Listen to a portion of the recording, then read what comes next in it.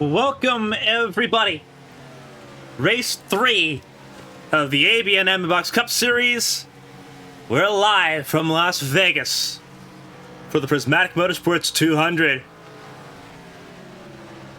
After a wild opening month of action at Daytona and Indianapolis, it gave us different winners, different points leaders, and now we come the place where everyone loves to gamble. So who's going to feel lucky? I'm Carmen. Thank you all for joining us on an amazing Wednesday evening. A very warm Wednesday evening, but a good Wednesday evening nonetheless for race 3 of 16. 1.5 miles is the lap length here around Las Vegas Motor Speedway. You see the cars practicing in the background with qualifying looming in the distance in just 4 minutes time. 10-mile-an-hour winds, a little bit gusty here on track in the desert. 65 degrees the track temp, or 65 degrees the air temp, track temp, the 100-degree range. See the timer on the top left of the screen. Emily Howes jumped to the top of the board, just jumped to the top of the board. Spent a lot of it sitting in 8th place. Nick Pressey led most of the session at John Hagan and Cassandra Winkelbauer. Christina Ryan sitting in 5th place ahead of Jeremy Breo, who started off the session atop the board. See him in that 74 first car in pit lane. 23 cars in line for tonight's competition. There's Matthew Kent in the 15 machine, a little bit of latency there for him in that Texas A&M car. David Wright in the 42, sitting in the top 20, trying to shake off the first couple races and get his season rolling here in Las Vegas.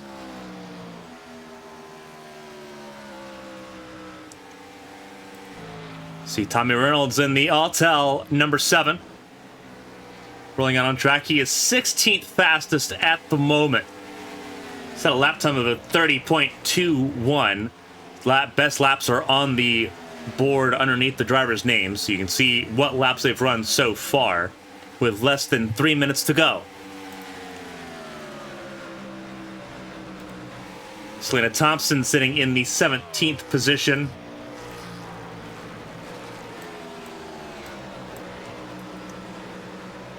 As Gaiman goes for a slip and slide out of turn number 2 on cold tires, or actually on warm tires. He was out for a little bit. He's going to come to a stop there in that Toyota Camry and move back to pit lane. Emily Howe on top of the board, but just on top of the board ahead of Nick Pressey. Took Emily Howe 27 laps to get there. Pressey ran only 16. He's on lap 17 now. There he is, the 94. The unsponsored Monte Carlo SS. Roaring down into turn 3.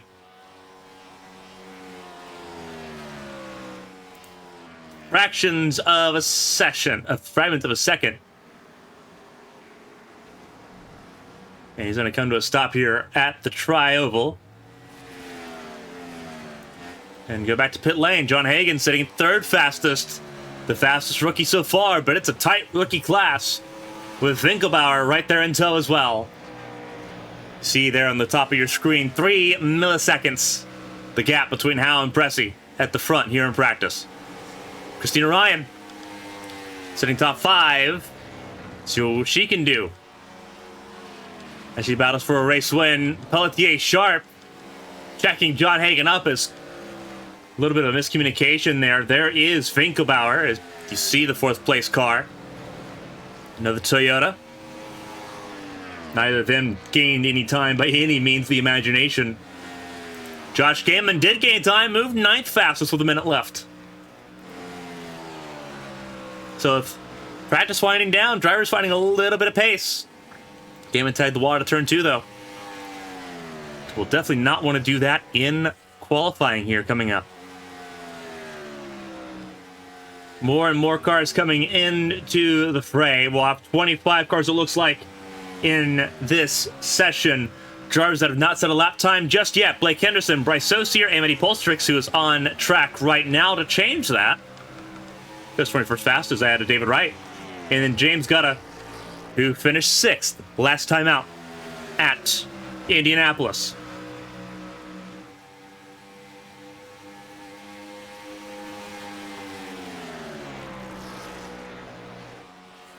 So as we get ready to go here, checkered flag will fly on the qualifying, on the practice session, getting ready for qualifying. Coming up here, everyone will have 10 minutes to run 2 laps. Fastest lap counts.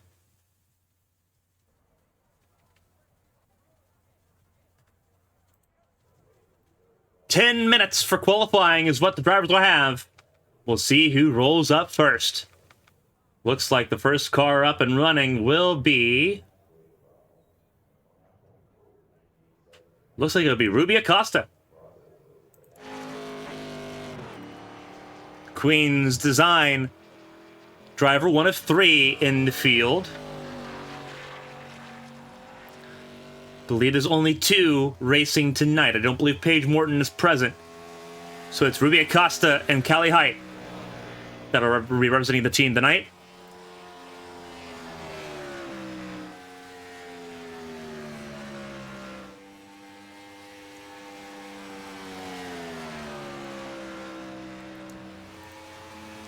Ruby sitting just outside the chase for the cut line. Obviously a long way to go, but Acosta right in range after a very abysmal Daytona 300. That was not her fault. Followed up with a very good race at the Brickyard 2 weeks ago. First lap in the board. 30.03. Breo goes faster. Hagen goes slower. Reynolds goes slower. We'll see where she lands her on her second lap here. The main Pontiac team fighting with the Goliaths. Winkelbauer goes fastest on her first lap. Second lap's coming in for Acosta, Breo, and Hagen. Does Acosta go faster? No. Breo does. Does Hagen? Hagen does not. Pressey goes faster on his first lap. We'll pivot down to another rookie driver, Emily Polsatrix. Coming in, learning on the fly. Finished 17th last week at the Brickyard, but on the lead lap. Finished 13th at Daytona. A learning experience for the Canadian driver. What can they do? First lap underway.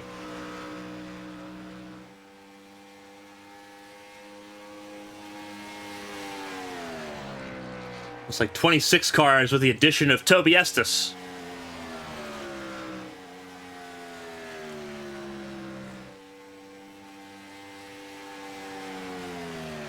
First lap in the board for the 59, goes 15th fastest ahead of Estes, who just had a lap as well.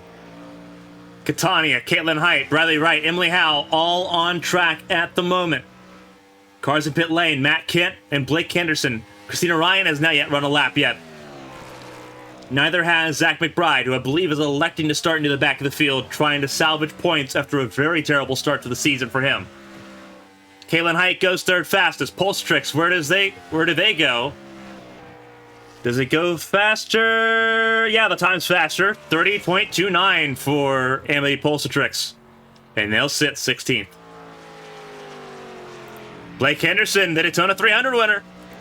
Rolling on track for the first time tonight. See what the Team Sim Motorsports driver can do. Not the race he wanted at Indianapolis 2 weeks ago. It was not the week he wanted 2 weeks ago. It was abysmal across the board for him, as he tried to make it in the HTL Cup Series Championship 4 as well. Just barely missed out there. So now it's full steam ahead for the 25, the Ford Fusion.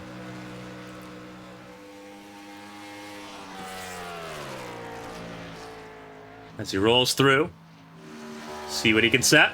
Emily Howe, fourth fastest. She'll qualify in row number 2 provisionally. However, still waiting for the likes of Christina Ryan and Matthew Kent and Blake Henderson has set their times. Zach McBride on track as well, so we will have all 26 at a time, it looks like.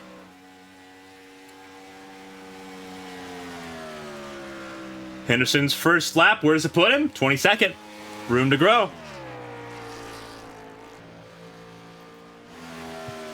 Times top of your screen. We'll pull the gaps up. 4/10 the margin between first and last. 6/10 between first and 22nd. Henderson down in 23rd, 0 in 24th. Matthew Kent jumped up to 21st. Second lap for Henderson. Where does he go? Does he go faster? He does, but not quick enough. Will stay 23rd. Matthew Kent jumps to row 6, 11th place for the Texas A&M, the Raggy Racing driver. Zach McBride, 4th fastest. That was at Kentucky last season in the ABN Champ Car World Series, where he's also competing in that as well. McBride's first lap, 15th place, with less than 4 minutes, 30 seconds remaining. McBride down the back straightaway. Christina Ryan leaving pit lane, it looks like. So we will see the first ABN stock car race winner take to the track.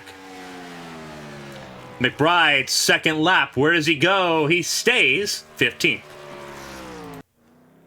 And then Christina Ryan, new scheme for the Stepping Stone Motorsports number 80. The defending ABN World Champion taking on everyone here tonight in Las Vegas. Had a phenomenal battle with Emily Howe and Caitlin Height 2 weeks ago in Indianapolis. Trying to do the same. The iconic number 80 in the ABN community. Looking for another podium. As she starts her qualifying run, the last to do so.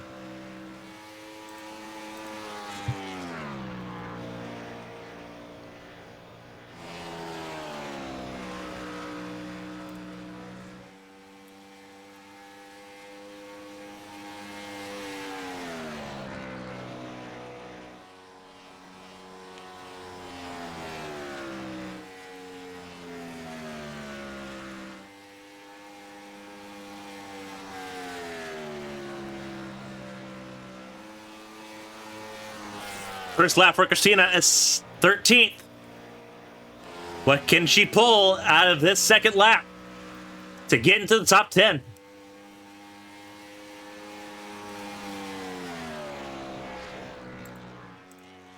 Here we go.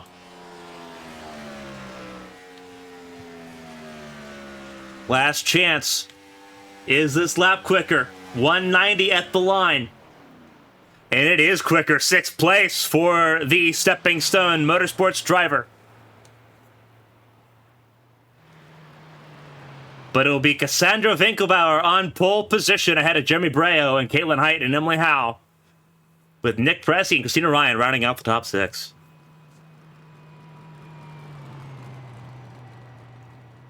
All 26 cars set lap times. The gaps to them on the top of your screen. Zier setting the bare minimum lap time needed. Set a 34.07 lap. As Christina Ryan makes it back down to pit lane. See the cars all... The pit box is all set up and ready to go. They will organize and resort themselves based on qualifying position. Pole position will have the number 1 pit box here in about a minute's time.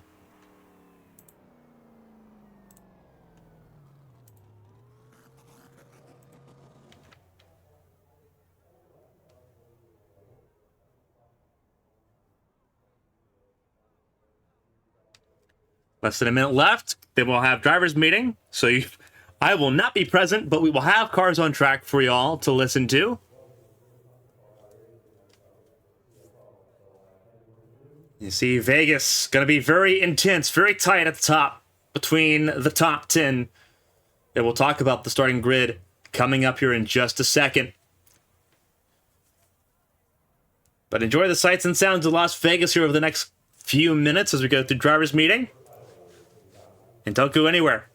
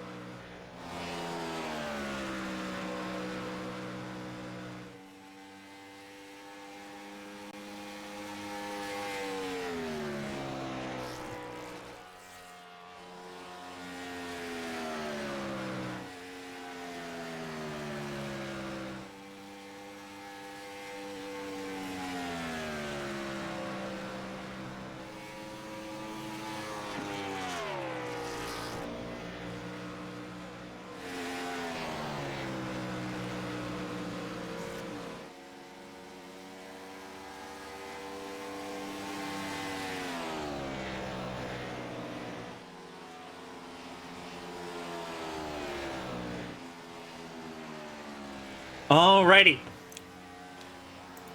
Warm-up's almost over for the drivers. Looking at Ruby Acosta as she tags the wall to wrap up her session.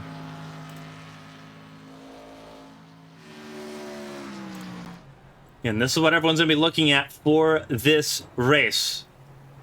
Once we get everything pulled up here.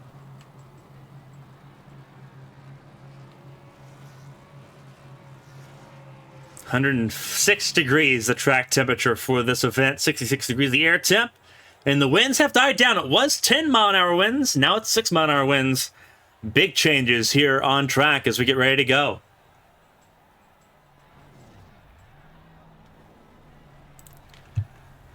(26 cars on the grid for tonight's race, and it is going to be an interesting one. No stages, drivers have to kind of deal with it on their own. So let's look at the starting grid. It's Cassandra Winkelbauer and Jeremy Breo on the front row. Caitlin Height and Emily Howe on row 2. Emily Howe won 2 weeks ago at Indianapolis, looking to go back-to-back. Can she be the first, or will one of the other drivers keep her from that statistic? Nick Pressey and Christina Ryan make up row number 3. Very familiar with each other from Champ Car last season. They have a little bit of work to do to get to the front of the field tonight. James Gutta and Josh Gaiman in row number 4. They're followed by Ruby Acosta and Callie Height for Queen's Design. Queen's Design in all row 5. Lily Pelletier-Sharp sits in row number 6 alongside Matthew Kent for Raggy Racing. And as you scroll on down the second page on the starting grid, it's Bryce Saucier and Selena Thompson in row number 7. Ryan Pinnell and Zach McBride in row number 8, followed by Tommy Reynolds and John Hagan. Tommy Reynolds making his first appearance since the shootout back in late April. Bradley Wright and Olivia Hayward down in row number 10. Olivia Hayward looking for a lot better of a position than what she got in qualifying, but a lot of room to work up in that number 72 for Stepping Stone. Amity Polstrix sits in row 11 alongside Toby Estes. It's an all-Dodge row 11. Tristan Catania and David Wright in row number 12, with the last row of the field being row 13. That's Blake Henderson and Lilac Sear. So a lot of work to do for some drivers as they try to move through the field on this 1.5-mile track. But it's all to play for.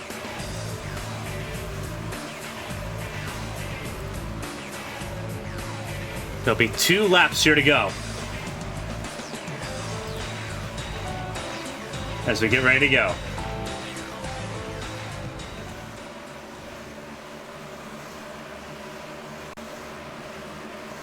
Second lap of formation getting ready to begin. Just the lights go off on that Ford Mustang pace car. All 5 manufacturers represented: the Chevrolet Monte Carlo SS, the Ford Fusion, the Toyota Camry, the Dodge Charger, and the Pontiac Grand Prix. It's a Toyota and Ford on the front row, Toyota and Ford on the second row, Toyota and Chevrolet row 3.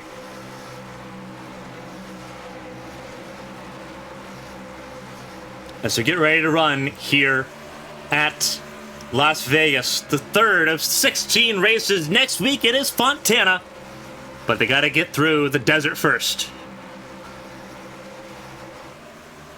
First career pole in ABN for Cassandra Winkelbauer.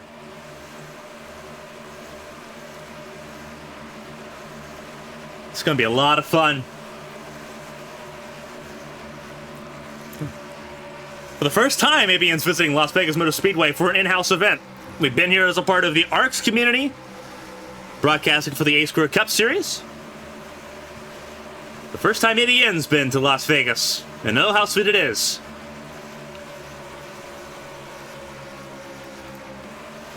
But fans, it's time. The fasten those seatbelts and get ready. 134 laps. 201 miles. The Prismatic Motorsports 200 is underway. We're racing at Las Vegas.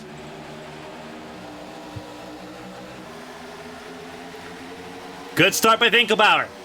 Good start by Height. as they roll through turns 1 and 2 for the first time under green. 26 cars. Thousands of horsepower. Roar down the back straightaway for the first time. Vinkerbauer and Breo got clear. Battle for third between Howell and Height. Tire saving will be pivotal in this event. Emily Howell gets clear of Height. Gaiman stuck on the outside lane. Teammates 5th and 6th with Gaiman and Christina Ryan. A little bit further back. Everyone getting situated, getting sorted. Letting the tires get up the temperature here. That is Bryce Socia in the 07. Hanging on the inside lane alongside John Hagan, Zach McBride behind them. 26 cars all here. Lilac Sear did not take the start. At the front, Cassandra Vinkerbauer has pulled 8/10 on Breo. Emily Howell trying to make her way forward. Then it's Caitlin Height. Breo gets to the bottom. Trying to outdrive Emily Howell out of turn 2. Gets alongside the 83. A track that means a lot to several of the drivers in the field tonight. Side of Screen to Speed. Back in March. Christina Ryan was there. Emily Howell was there. Callie Height was there. Ruby Acosta was there. All of them shooting this race like their crown jewel tonight.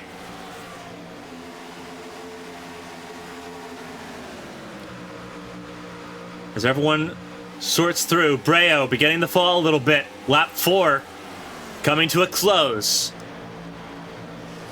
Gaiman up top. 74 and 61 have a lot of history over in the ARCS A-Square Cup Series. Breo, the defending champion over in ARCS in the A-Square Cup Series. Gaiman finished 2nd in that championship. Gaiman running the very top lane. Running the top. We'll make an advantage. We'll make inroads here on the 74. As Breo trying to find momentum and trying to find pace early. Breo still going to fight it back. Has a lot more pace at 3 and 4 that time. He's going to hold on to third. Christina Ryan's going to look for something out of this. Last time we saw these two battle this close, it was Charlotte in the Champ Car World Series, where they made contact when hopping over some curbs at the Charlotte Roval. Put on an absolute show. Gaiman gets through, and Breo moves right back to the middle of the track, with Christina Ryan having to sort of check up here. Ruby Acosta, keep an eye on the number 40, that Pontiac for Queen's Design. She's moving forward. Up 3 spots already in this race. The driver with the most spots gained further on back, Amity Polstrix, 6 spots so far. Pelletier Sharp's lost 5, one of the biggest losers so far in the opening stanza. Matthew Kent. Looks like he's losing a spot here to John Hagan. Everyone finding some pace early. But we've started off really good. Vinkerbauer still opened an 8/10 gap as Gaiman's gotten clear of Emily Howell. Gaiman's trying to charge to the front as Christina Ryan battles with the ARCS A-Square champion. ABN's world champion, ARCS world champion. Going wheel to wheel out of turn 2. And it's Ryan that gets the advantage over Breo as Acosta makes a move to the inside. This top 10 is shuffling.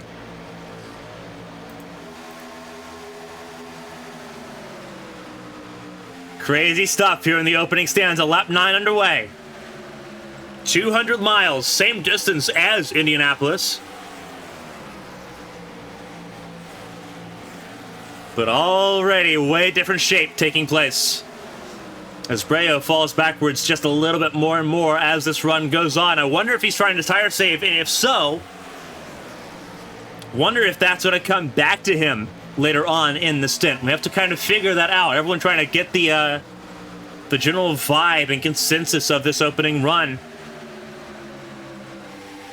Already, we've had the longest green flag run of any of the races so far this season, excluding the duels.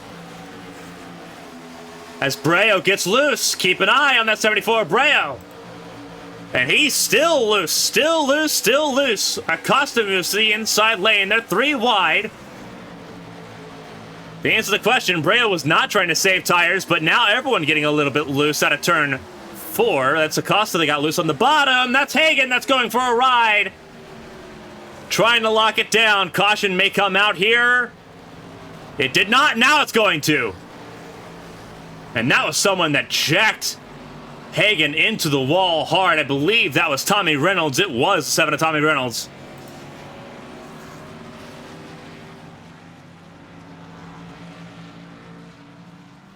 Both cars still rolling, but no fast repairs. That is going to be detrimental to their races.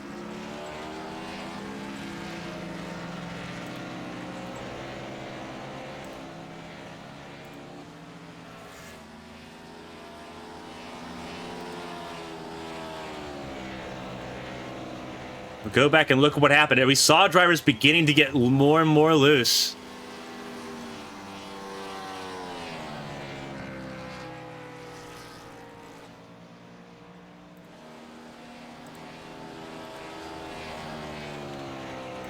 Again, this is Tommy Reynolds, the number 7, who's going to have a little bit of work to do now. And this really all kind of began with John Hagan, who had a phenomenal opening race at Daytona and didn't have a bad run at all in Indianapolis. We'll go back just a little bit more because it is a little bit more of a story going through 3 and 4, backing this up. Keep an eye on the 52. And Hagan did everything he was supposed to do. He locked it down, hoping that it wouldn't become an issue, but it became an even bigger issue. Pressey gets loose, tags Hagan. Not even Hagan's fault that he got loose. Pressey saves it, and you have so many cars trying to find somewhere to go. That was Bradley Wright involved as well, the number 29. And Hagan, luckily Hagan and Bradley Wright and Tommy Reynolds all able to keep going, but Tommy Reynolds went around backwards there.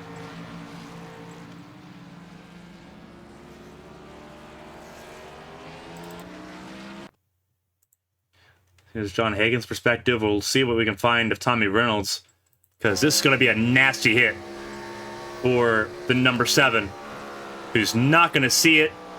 He's slowing down. You hear him off the throttle, but it's not enough. Zach McBride got close there, close call there. And everyone getting through for the first time tonight.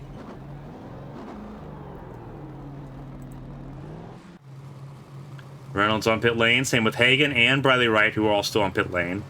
A rough start to their races here at Las Vegas. First caution of the night on lap number 11. Pit lane opens. Do drivers take the opportunity to take fresh tires? For the most part, the answer to that question is no. See if drivers come down. This is Olivia Hayward down in 22nd. Lost 2 spots on the opening stanza. Bradley Wright will leave pit lane, staying on the lead lap.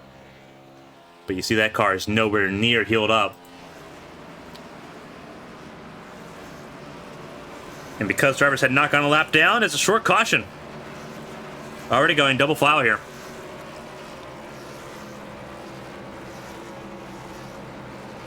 And I was mistaken. Drivers did take the opportunity to pit on that last lap. We missed it during the replay. But all but 8 drivers came down for tires.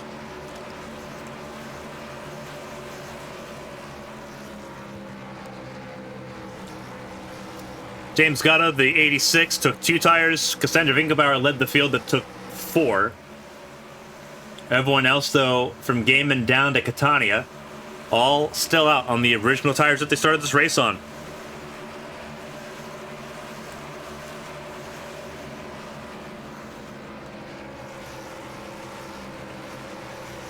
So bad luck for John Hagan, who is back on track. Not 100% by any stretch of the imagination, but on track and ready to go.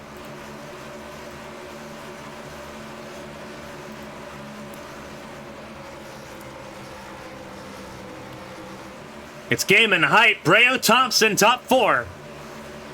As we get ready to go, it's on green, it's on the leader, and the leader did not get the start that he wanted. Caitlin Height got in there, but Breo was trying to get him to go, was trying to game that start a little bit. Catania dropping back. Getting out of the way, just trying to survive the opening stage. He'll do so. Oh, trouble. Contact between Thompson and Gaiman. As Height leads.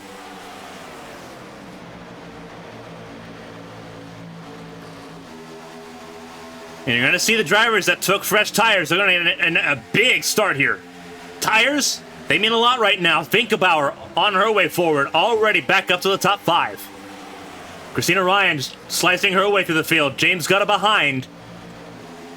Most of these cars on fresh tires on the inside lane. Gutta got a little looser to turn 2. Got to keep an eye on that. He took right side tires, did not take left side tires. Does that car get looser and looser as this run goes on, or was right side's the right call? Pulsatrix, keep an eye on that 59. Tap dancing on the throttle and the brake. Trying to keep that car pointed straight. Does so. Tags the wall a little bit, though. Trying to get out of it, trying to get out of the way, running the outside lane. The lessons in stock car racing continue for the 59. She'll drop out of the top 10, out of the top 15, essentially in one move. But she lives to fight longer. Reynolds, Tommy Reynolds, first one out of this race. First official retirement after just 12 laps, unfortunately for him. Good-looking Altel machine, throwback to the years of Ryan Newman. All for naught right now. Finkelbauer got clear. Christina Ryan, Emily Howell sitting second and third ahead of Caitlin Height, who has not pit yet in this race. Neither has Josh Gaiman. Acosta, however, has pit, as has Saucier and Callie Height. All of them trying to charge their way forward. And Gaiman just a sitting duck with all the cars on fresh tires. Once those tires caught the temperatures that they needed to operate, it was a matter of time.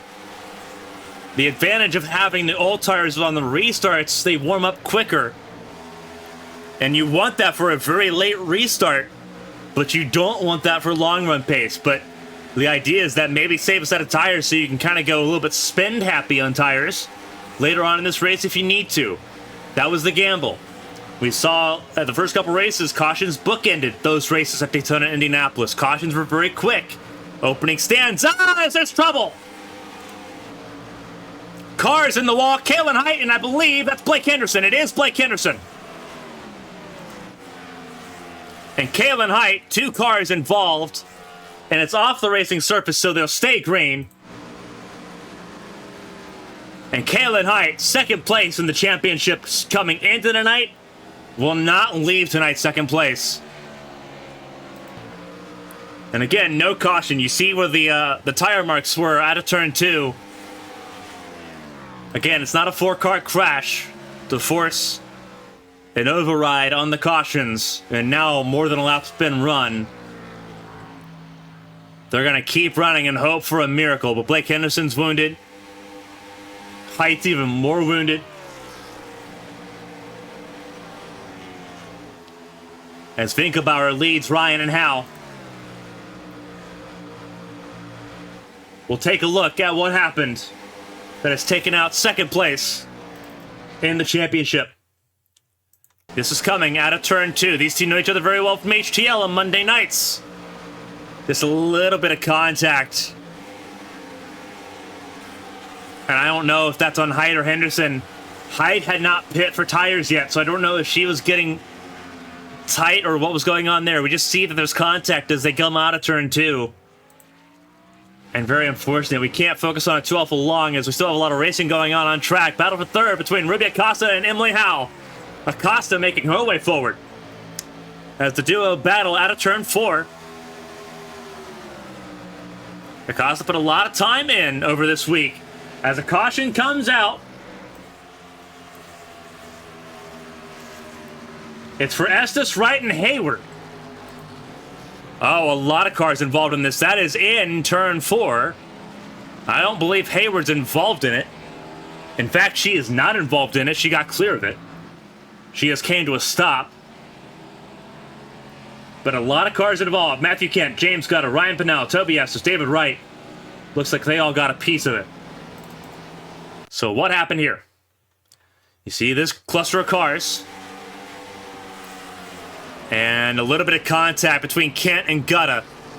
And Gutta almost got clear of it. Ooh, a hard hit by both Ryan Pinnell and Lily Pelletier Sharp. Tobias got a piece of it as well. Car is coming to a near stop. Olivia Hayward, you see where she almost got involved in it.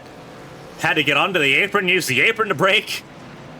Car's getting the roll there. David Wright, you saw he got turned around, but it looks like minimal damage for him in the 42.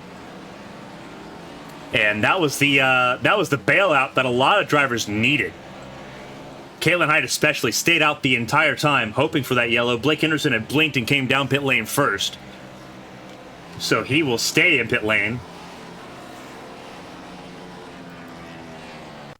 We'll look at James Gutta's perspective here, the number 86.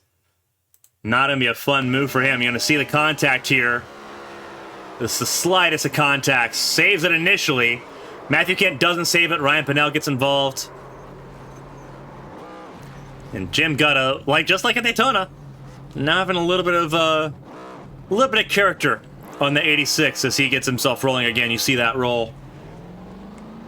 Crank that wheel as everyone gets rolling here.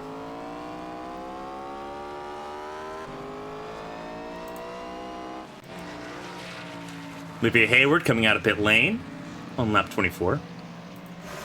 Finkelbauer, pole sitter, still at the front of the field. Christina Ryan stays out. Emily Howe stays out. And those that had not yet pit, minus Amity Polstrix, who has still not come in. Interestingly enough, that 59 staying out even more still.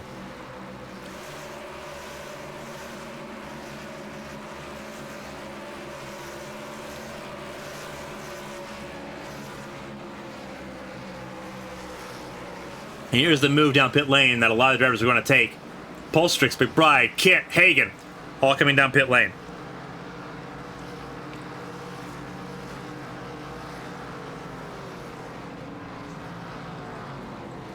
A lot of drivers put on the previous lap, so they will end up moving to the back of the field.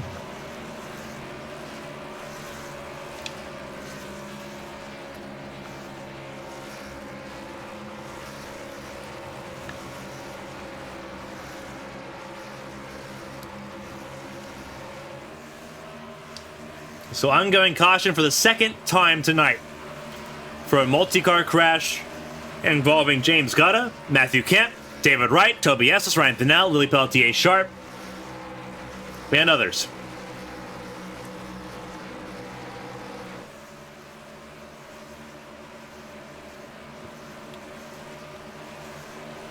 While we're at it here, we know we're coming to about 1 to green here. We'll take one more look at it from Olivia Hayward's perspective, because she had an amazing race avoidance. She has 2 career wins in ABN. But she sees the accident, locks it up a little bit, locks it up, keeps it locked up, skids those tires, needs a fresh set, but all good and all clear, and that's what she did. She came down pit lane. We saw that when we came back from the replay the first time. And now she'll restart in the top 10. We'll restart 9th here.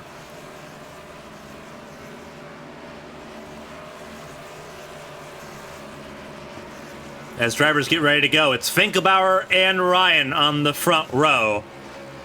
Howell and Acosta row 2. Callie Height and Bryce Saucier in row 3.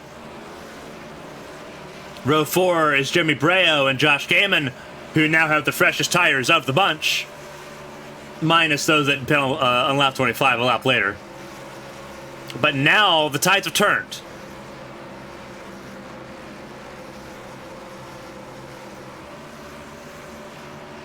Two different cycles, 12 laps apart. Top 6 stayed out this caution cycle. Can they hold on any better than the leaders did last time? We're going to find out. Second caution of the night here at Las Vegas. We're approaching lap 28. And it's still all to play for.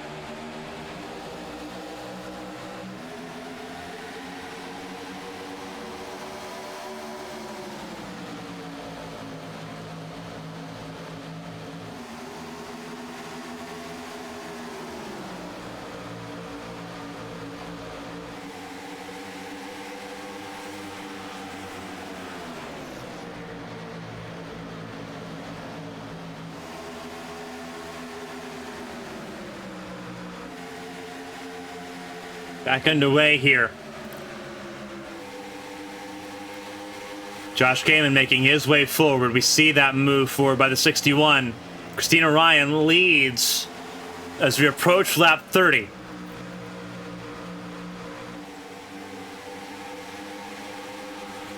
Christina Ryan finished 4th at the Sprint to Speed competition here at Las Vegas back in March. Emily Howe finished 2nd. Only drivers between those two.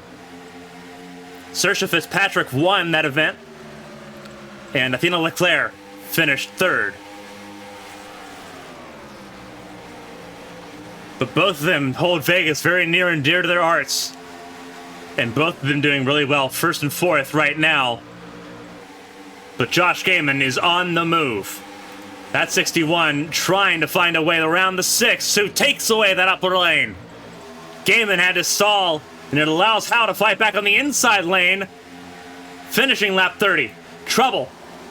Hayward in the wall. Callie Height may have had a piece of that as well, as Hayward may have a longer-term problem. That car is very unstable. That's 72 for Stepping Stone. It's a step in left and right.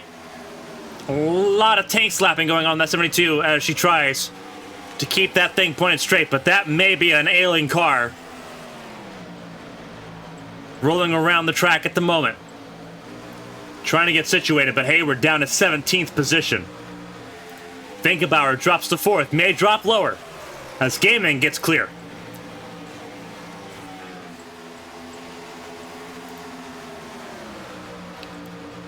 Levy Hayward, another driver that considers this place very near and dear, was also at the Screen to Speed event, hosted by ABN Esports. But this race not going the way she had intended. A roller coaster of emotions for her already in the early going. James Gunn was involved in the last caution, but has made his way up to the top 3. He's made his way up to the podium places. Took some extra repairs. And now that 86 is driving pretty phenomenal, looks like looking for his first podium in ABN. His teammate Lena Ward was denied a podium at Indy 2 weeks ago. Contact between Ward and Ryan pushed Ward from a potential race winning position down to 26th in that race. James Gunn finished 8th at Daytona, 6th at Indy. Just continuing to climb and climb and climb. Christina Ryan had to check out of it. Gunn out to 2nd. And Bray out to 3rd. They keep rolling forward. And those are the drivers that pit on lap 24. Compared to the drivers that pit on lap 12. What difference does 12 lap old tires make? It's that difference.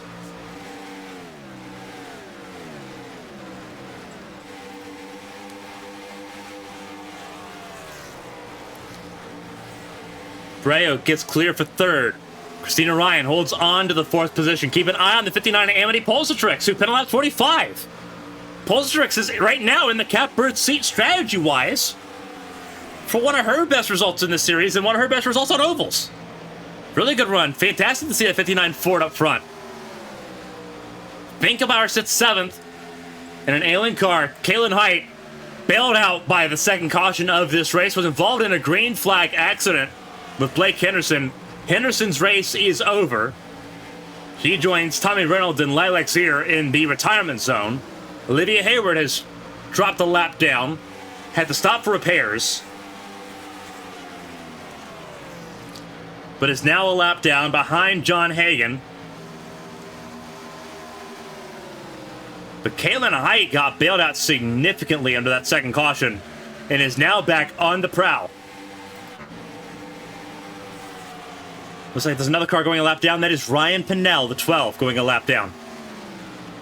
He got a podium last weekend, Memorial Day weekend, in the S&S Series that finished its series at Homestead. Same place that this season will end itself. Ryan Pinnell wounded from that second caution. Just right now trying to score laps and stay in the running in case bad things happen.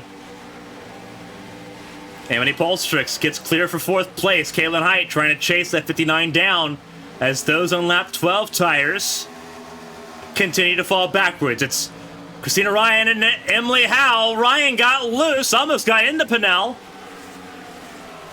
Luckily, everything crisis averted, all things considered. Almost did what Caitlin Height did with Blake Henderson back on lap 21.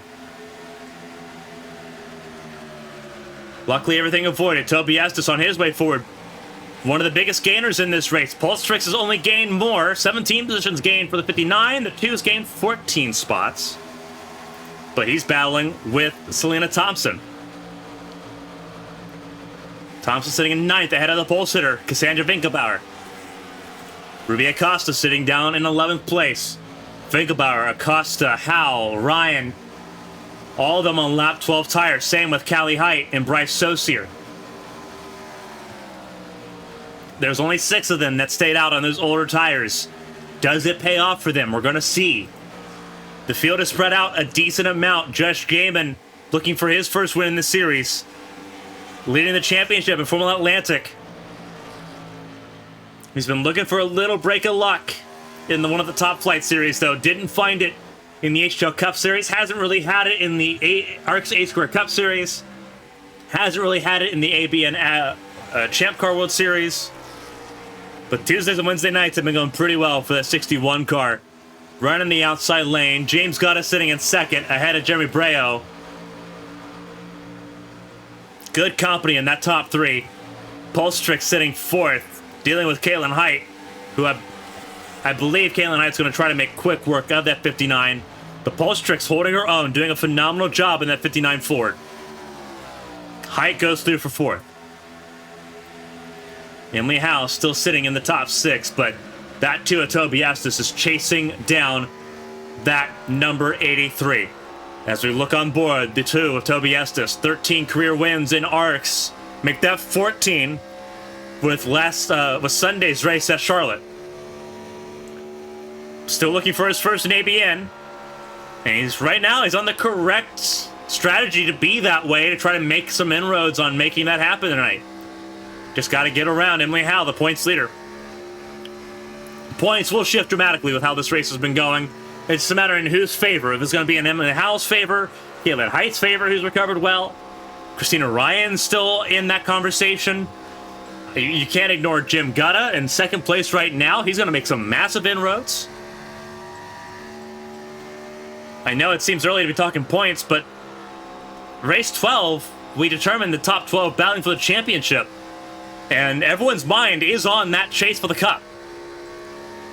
So you have to really think about points here. 185 go to the race winner.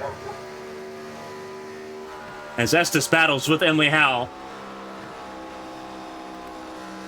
Riding on board, looking back as you see Emily Howe falling further and further down the order. Run on the outside lane. But here we go. Emily Howe just has no grip really to match that 2 Dodge of Toby Estes.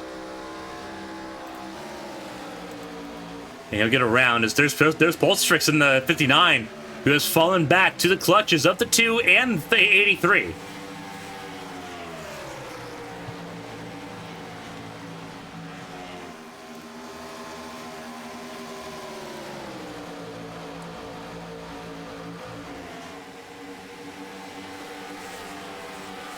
Pulstrix trying to hold on. Estes trying to get around for the top 5.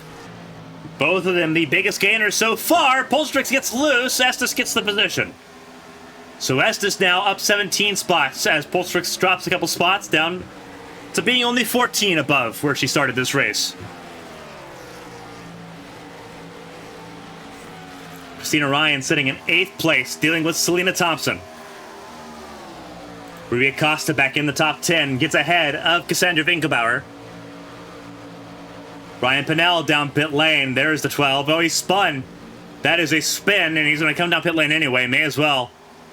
And that car is very wounded now. So it looks like he may have tagged the wall in that number 12 machine, that Hooters Ford Fusion. 20 career wins in ARCS. Tonight will not be his first in ABN. Battle for 2nd. Down the back straightaway. Breo to 2nd place ahead of James Gutta. You see the war scars on the 86, that driver's side door.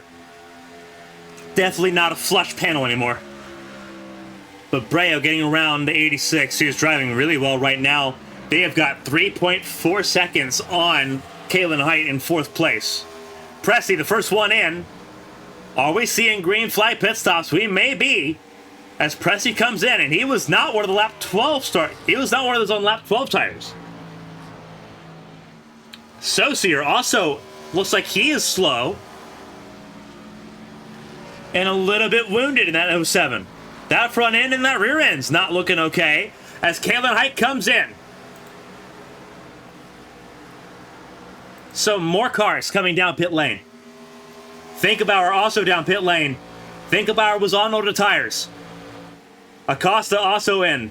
So those on lap 12 tires. We'll see if Emily Howe comes in this time. But the first pit window may be opening. As Polstrix loses the spot to Xena Ryan. Polstrix struggling on those tires now. Having to learn one of the most important cues here, and that is tire conservation. Ryan comes in, Polstrix follows, so will Gutta and Howe. And it's interesting how the pit windows have sort of converged, because Howe and Gutta were on different laps when they pit. Gutta pit on 24, Howe pit on 12, but they're pitting together. So synergizing those pit windows a little bit. The risk, though, is that the longer the Gaiman and Breo stay out, if a caution comes out before they come in, it is a free pit stop for them. And that is devastating. You do not have the time to go through pit lane like you do at Daytona or at Indianapolis. You will go a lap down here.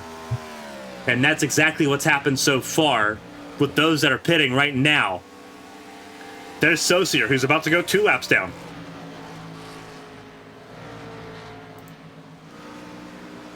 And Gaiman slides it, trying to make it a pit lane, but he'll do so. And Breo stays out. Breo will lead this lap.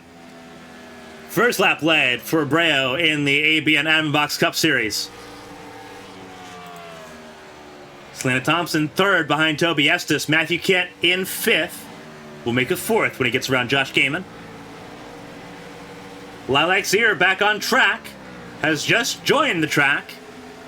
But there she is, the 89. Looking to scavenge some positions here early on. And Breo comes down pit lane this time. Hold on, does Breo save it? He does. Estes takes the race lead.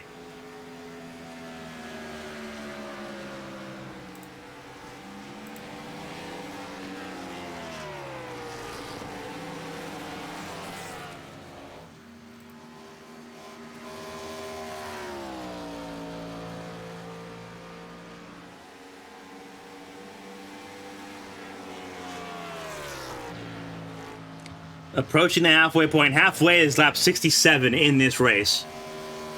Toby Estes stays out more. Breo right. Both rights. David and Bradley Wright came in.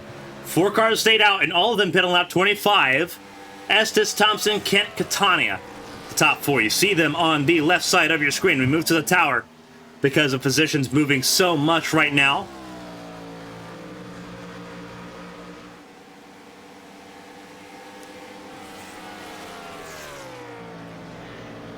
Toby Estes stays out. There's James Gutta, the 86.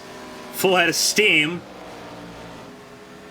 Had the checkup for Estes, who is on worn tires, so he doesn't have full control of where he's going in that number 2. But Gutta will get a lap back here. Catania came down pit lane, so now there's 3 that have not yet pit. Estes, Thompson, and Matthew Kent, who theoretically can go until about lap 60. So they do not have to come in immediately. They can stay out if they want to. However, the prerogative is going to be to come in as soon as possible. Estes was kind of hoping for a yellow to come out, and that wasn't the case. James Gutta, 4-tire stop, somehow dramatically leapfrogged the 61 of Josh Gaiman. That is a significant change in the development of this race. Gutta has a 2-second gap on Gaiman, who was the race leader when the green flag pit stops began. There's the 29 of Bradley Wright, teammates there for Bandit Racing. Bradley Wright's going to go through. Toby Estes come down pit lane. Matthew Kent already came down pit lane. There's Selena Thompson, who not pitting. but also trying to just stay alive right now. Thompson leads the Prismatic Motorsports 200 here at Las Vegas.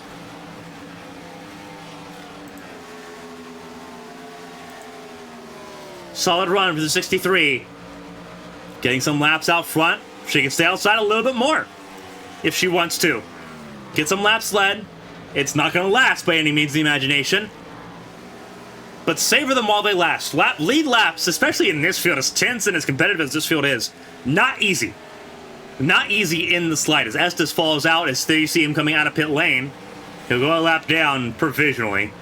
But, again, one car is yet to pit in this cycle. And we're assuming, again, lap 60, lap 62 is that window for Selena Thompson.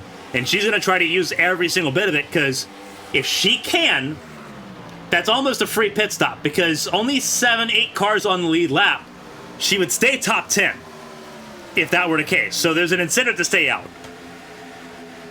Whereas right now, when she does come in, if she has to come in under green, she will drop outside the top 12. Toby Estes setting 11th, and he pit on lap 56. The longer you go and you see the cars just blaring by, left, right, center, the worse it gets.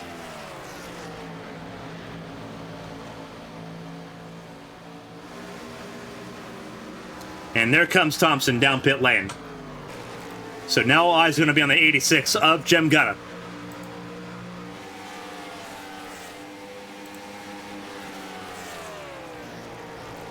Gutta leads. David Wright, the first car, a lap down. Bradley Wright in 15th as well. So those are the first two cars one lap down, and they are right there. There's David Wright in the 42. Between the top two in the standings, James Gutta and Josh Gaiman. Gaiman going to try to get through.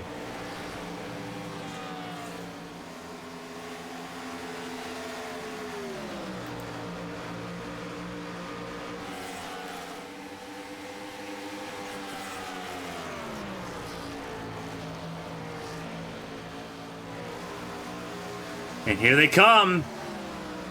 Gaiman with a full head of steam. Gutta leads the lap still. But Gaiman's going to try to take the race lead. 2-lap difference in tires is what this is. But Gutta holding on, holding firm. Doing a phenomenal job right now, second place. Emily Howe, a very distant third. 6.3 seconds the gap between Howe and Ryan.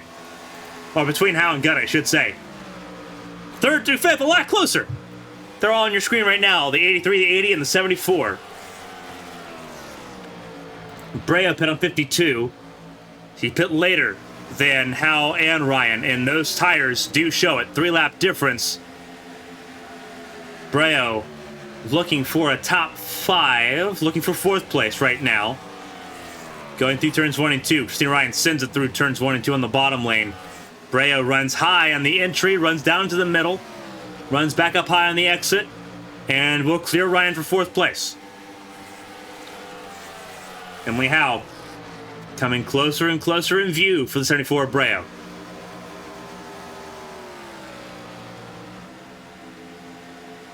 And for Jem Gutta, you can kind of still sit relaxed here. As much as you want to win races, it's not a win in your in format. It is a top 12 in points. Winning obviously helps with that situation, obviously.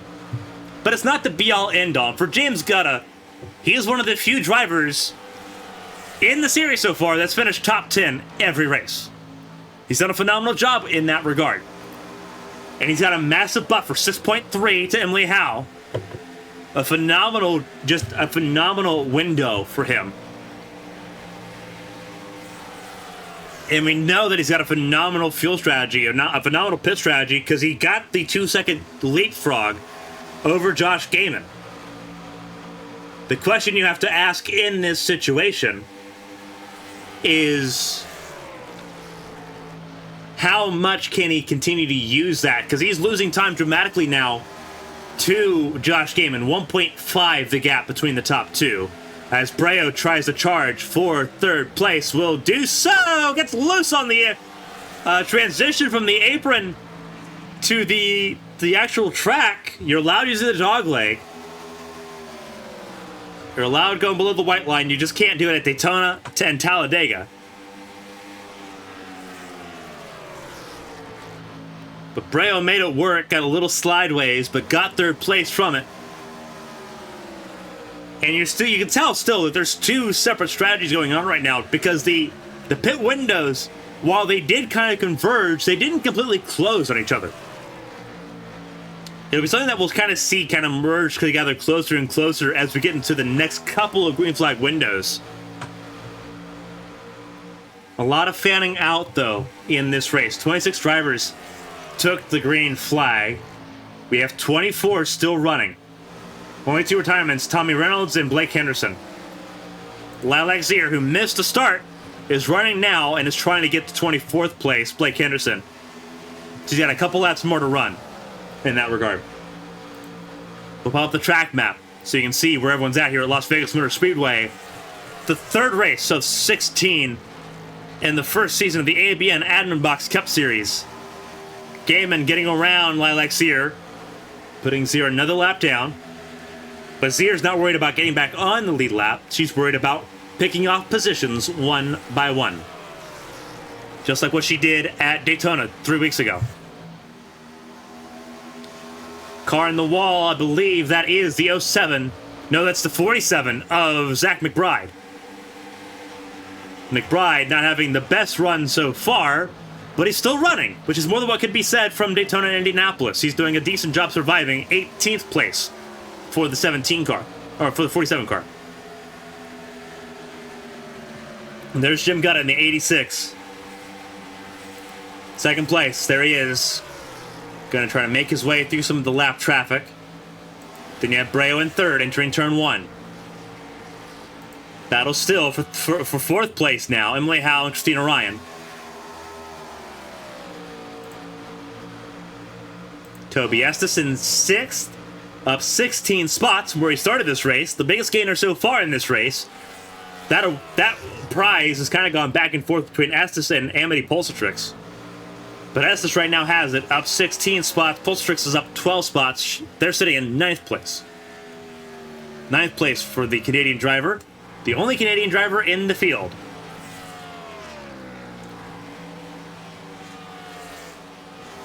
We have 5 nationalities represented in this field. Obviously, the United States makes up the mass majority. But Mexico, Canada, France, and Great Britain also contribute to the nationalities here tonight.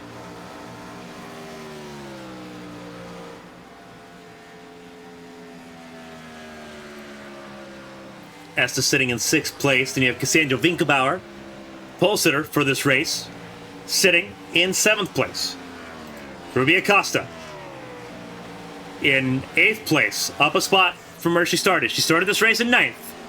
As she gets a little loose out of turns 1 and 2, but holds on to it. Pulsatrix sitting in the top 10. A winner in the Hyper GTP series. In the GT2 class. Still looking for her first win on ovals in ABN. Looking for a top 10 on ovals in ABN. Right now she's got it, but Pressie's closing in at 94. Closing the gap. Surely, but slowly. Olivia Hayward. Not on the lead lap. 19th place. Tagged the wall. Not sure if she had help in tagging the wall. But she tagged the wall and now sitting in 19th place, hoping for a little bit of help to try to get back on the lead lap and running in this.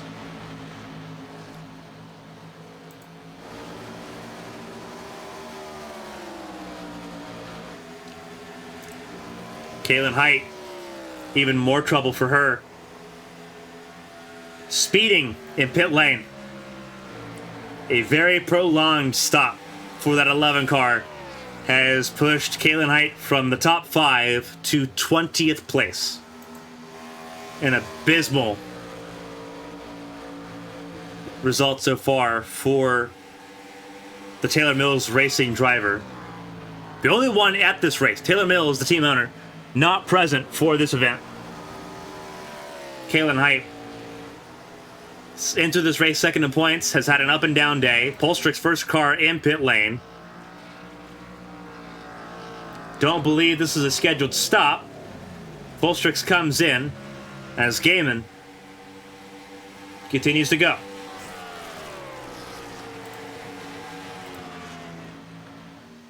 We're in the second half of this race. Halfway was lap 67. Josh Gaiman leads the way by 3.4 to Jeremy Breo. Or to James Gutta, then Jeremy Breo. That is the 89 of Lilacs here, going another lap down. Gutta getting around the 89. Emily Howell battling for third place with Jeremy Breo, who had a sort of a mistake at some point to be back in contention. Breo loose on the tri-oval. He's got a handful in that 74. That presidential racing car, that Beachron racing car, becoming an untamely beast. Toby Estes up 17 spots, has gotten around the 2022 ABN World Champion, Christina Ryan.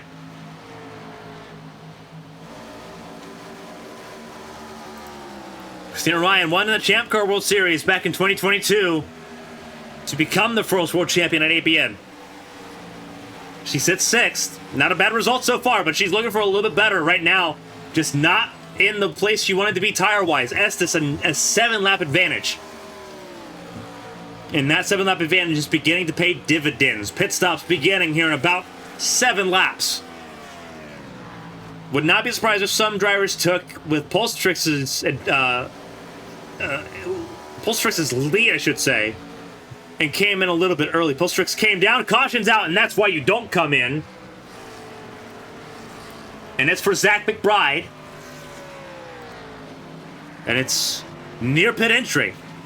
The 47's gone around. Only the third caution of the night, says cars get a little bit tense.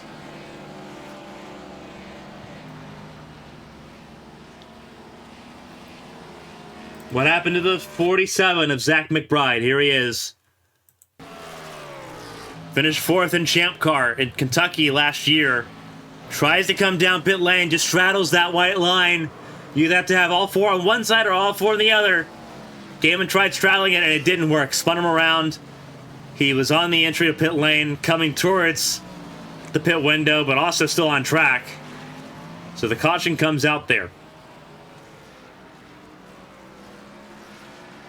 You see the close call there between Olivia Hayward and Caitlin Height. Height unsighted there in McBride getting back up to speed. With McBride being the caution, he will not be the lucky dog. Lucky dog, free pass position will go to David Wright, who hung in there and will be the free pass recipient. That 42 Pontiac Grand Prix. Going to get that wave around and rejoin the lead lap.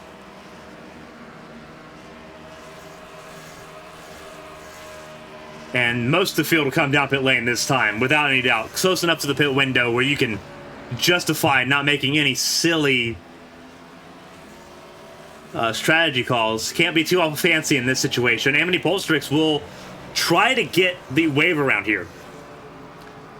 Win a lap down, pit right before the caution came out. We'll try to get wave around here. Would not be surprised at all to see that. They've done a good job in the 59 car tonight. Gaiman in and out pit lane. Stays in the race lead ahead of James Gutta. Emily Howe, Jeremy Breo, Toby Estes top 5, Christina Ryan top 6. Finkelbauer, a pole sitter 7th, ahead of Selena Thompson. Ruby Acosta 9th out of pit lane. David Wright will have to come down pit lane for tires. He's the free pass. He'll drop to the back of the field.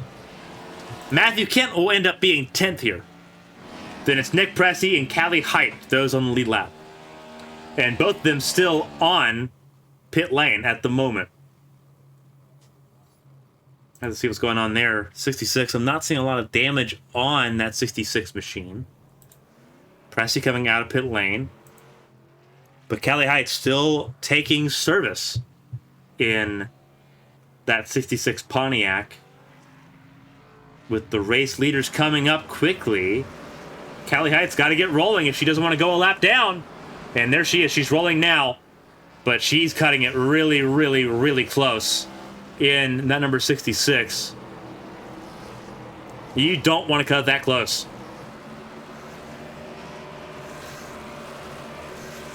She beats the pace car out.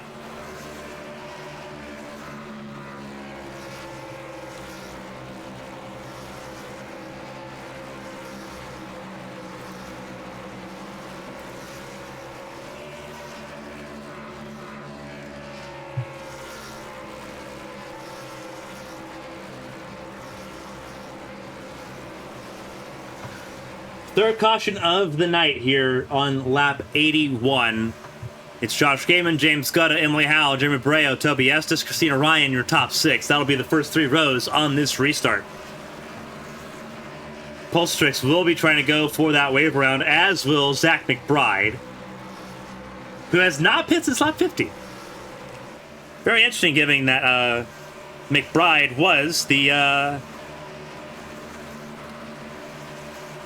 cause of the third caution of this race.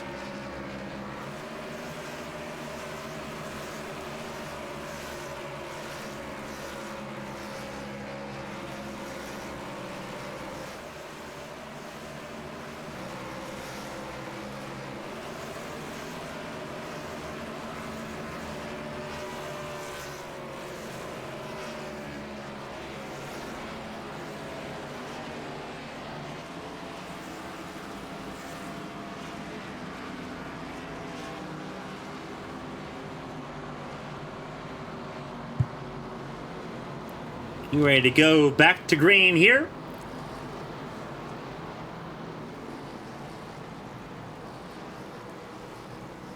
Gaiman, Gutta, Powell, Breo, Estes, Ryan, top 6. As we get ready to go back underway. Been a phenomenal race tonight here at Las Vegas Motor Speedway. Reminder, next Wednesday we'll be under the lights at Fontana Auto Club Speedway. The 4th round of the ABN AdminBoxx Cup Series. Coverage of that begins 8 p.m. Eastern next Wednesday. Tomorrow night, it's the ABN Champ Car World Series from Barber Motorsports Park. On Friday, the Twiggy iRacing Series returns. It'll be Bristol Motor Speedway for that series. Saturday, the introduction of the offline Alliance program, their Super Sport Series, using the 2013 Chevrolet SS's in an IROC style format. That kicks off on Saturday. So there's a lot going on going into this weekend. However, it's all highs ahead for the 24 drivers still running. Green flag in the air. We're back underway. Lap 83 of 134 for the Prismatic Motorsports 200.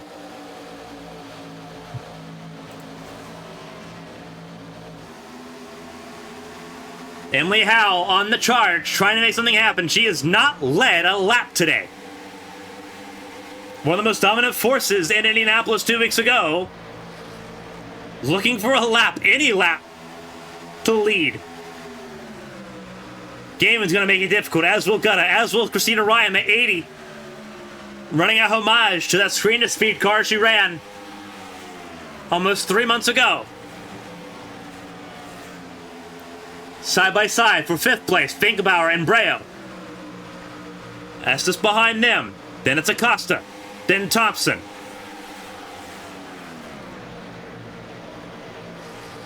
Finkenbauer did not have a great run of it at Indianapolis. Got involved in the dust-up with Seth Wansing. Finkenbauer having a lot cleaner of a run this time. Breo gets 5th place. Gaiman sets the fastest lap of the race, 30.23 for the Stepping Stone Motorsports driver. Very firmly, Stepping Stone Motorsports came to play tonight. 2 of their cars in the top 5. And Gaiman's trying to waltz away from the rest of the field. Have a second gained.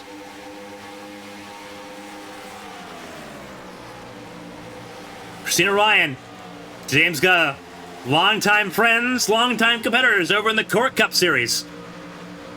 Friendly rivalry renewed once again as they battle for the podium places. And Christina's going to get the advantage on that situation. Gets clear the 86.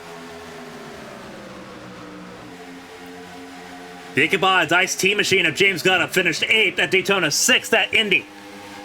Sitting 4th right now at Las Vegas, but Jeremy Breo, ARC's defending world champion,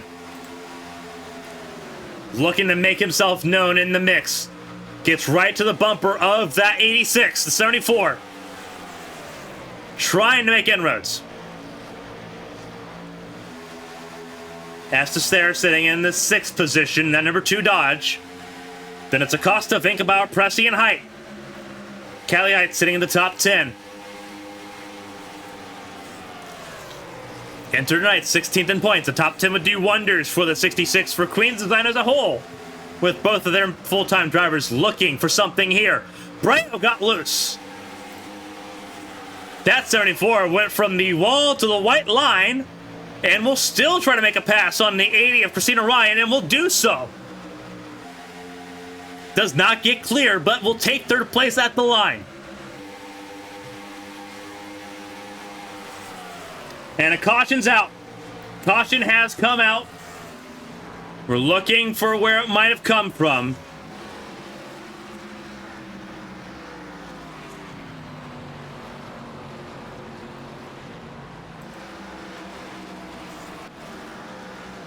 Not seeing anyone in significant trouble here. Unless it may have been Olivia Hayward. I don't think it was.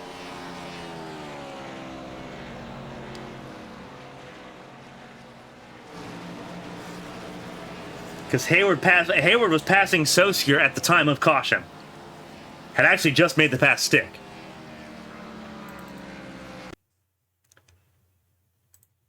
It's not Hayward. This is at the time. This is at the moment of caution. We're trying to see if we can figure out, having to sort ourselves through the field here, seeing if we can find out where everything took its shape.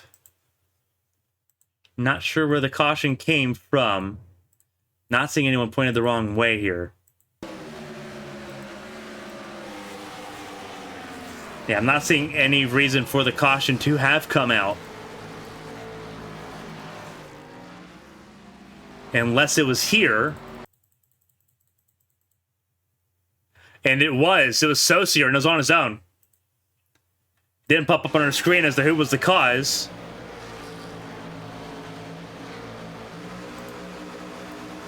Just loose out of turn 4.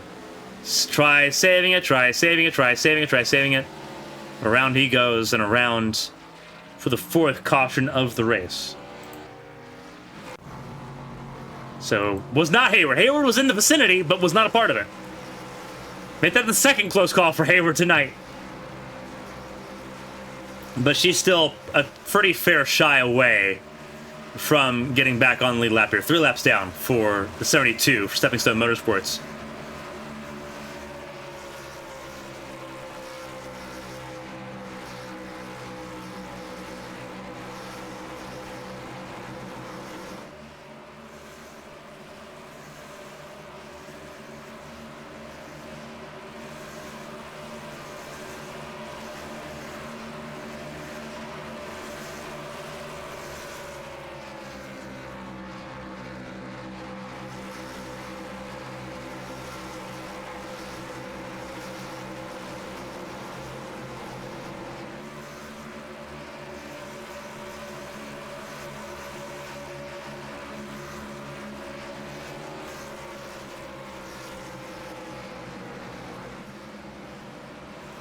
Leaders come in with about 40 some odd laps to go.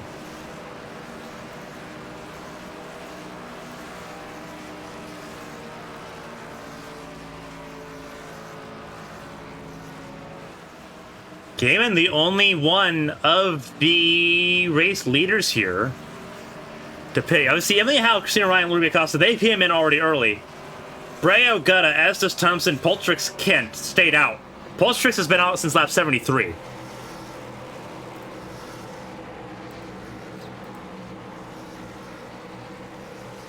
So this will be interesting. Top 6 stayed out.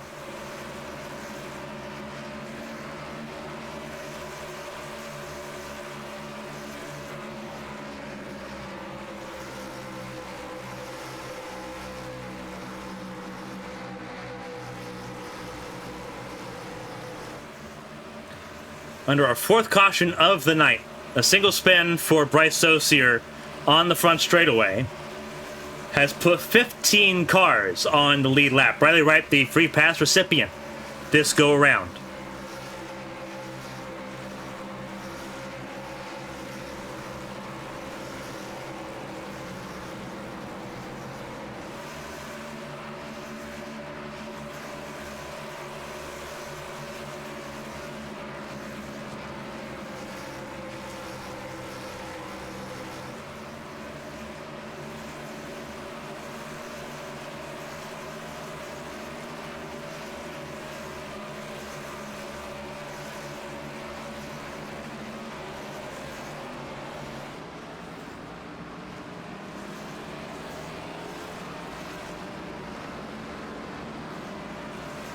Be ready to go back racing for the 4th restart of the night.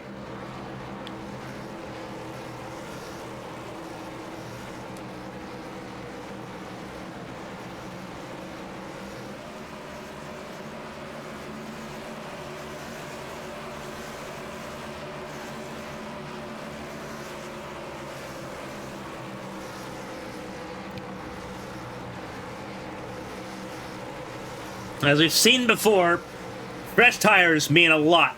Even just between 5-lap difference tires. Race leaders are going to have an 11-lap difference on their tires. They're about to be swallowed up. And for Josh Gaiman, he made a late move. He came in a lap later, but he's cost himself a lot of track position. He'll restart this race 14th, outside row 7. At the front, Joey Abreu, James Gutta. They'll lead us to green. Coming to 41 laps to go. Green flag back underway. And the stack up, a huge stack up. That's Matthew Kent, who's gone around. A stack up restart crash. And that means the next restart's going to be single file. But that is devastating. Callie Height's involved. Bautier Sharp's in it. McBride is in it. Restart crash.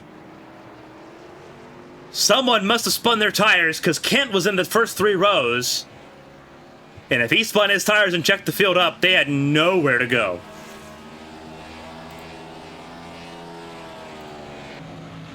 Pitting was definitely the smart call with 40 laps to go. And it is now shaking up the field a little bit. Several cars involved, numerous cars involved here on this restart crash. And here's what happened. Matthew Kent.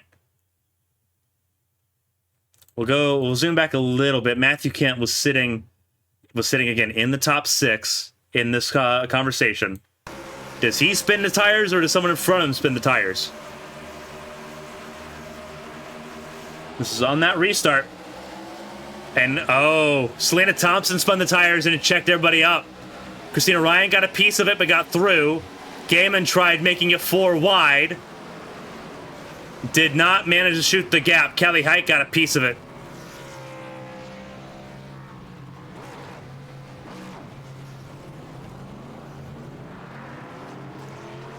Overall, that could have been a ton worse. Actually, it looks like it might have been worse. That's Zier involved. That's Ruby Acosta involved. We'll see what happened to Acosta. Oh, Acosta got tagged by Pressy. Oh, and then a huge hit. David Wright. There's Caitlin Height involved. A restart crash here, taking out or collecting, it looks like 9 cars in this accident.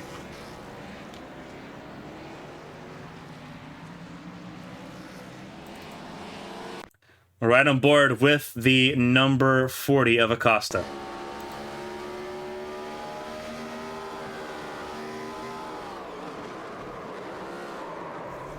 Hard hit there by Acosta, by David Wright into Acosta.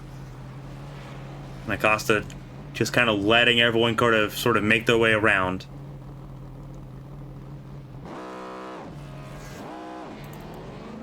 Right on board with Lilac Zier. She has a good eye of all of this stuff. Sees Kent tag the 66 of Callie Height. You see Acosta get tagged there. And Zier, don't know if she got tagged and collected in that or if she just spun and locked the brakes. Needless to say, a lot of cars coming down pit lane this time, but not the top 5. We'll talk about that in a second. Hard hit for Callie Height as she gets spun around. Saw Caitlin Height get involved in that. A little bit of contact there between the 18 of Lily Peltier Sharp and Callie Height.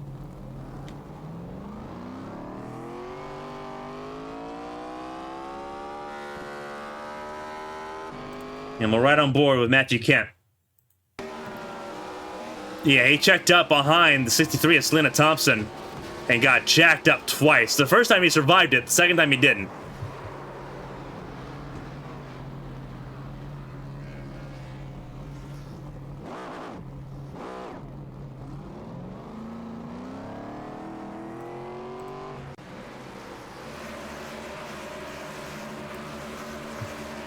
James Gunn, the race leader.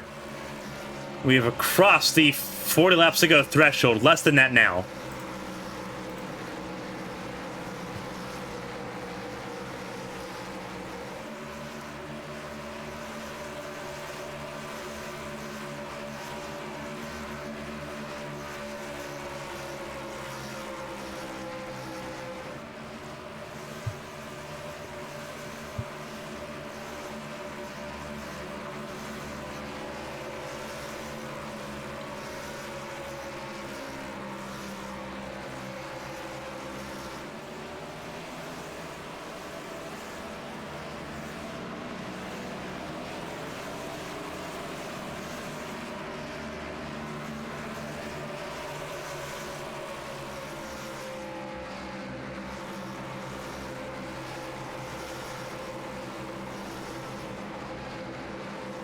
Getting ready to go green for the fifth caution of the night, fifth restart of the night coming up.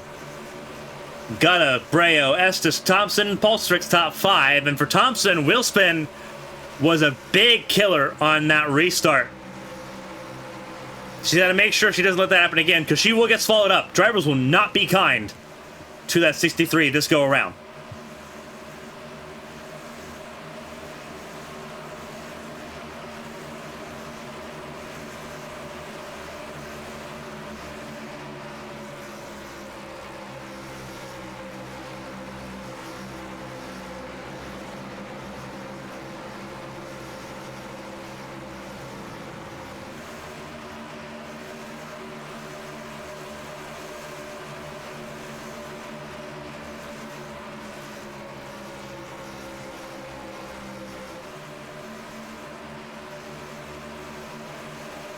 Getting ready for the fifth restart of the night. Here we go. Back underway. Another wheel spin from Selena Thompson. That was very noticeable. Polstrix also wheel spun a little bit, as did Estes. Really, the front row is the only row that really cleanly got away. And Selena Thompson's going to fall like an anchor.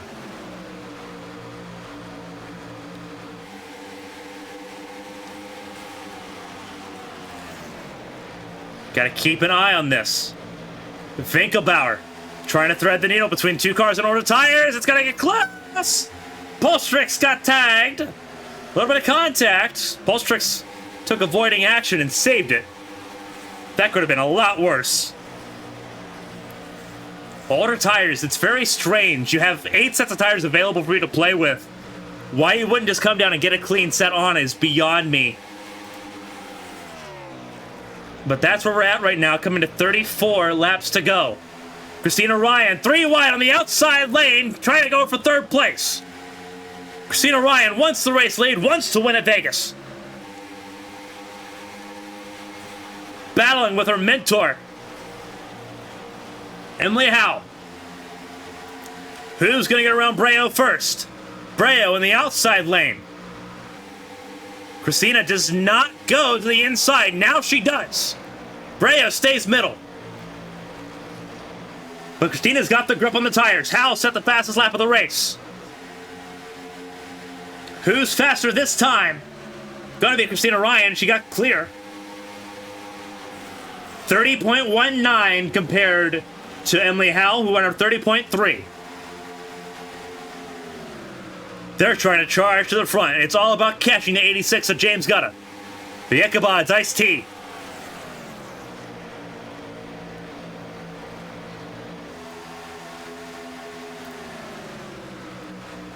This is going to be wild. As the laps continue to wind down.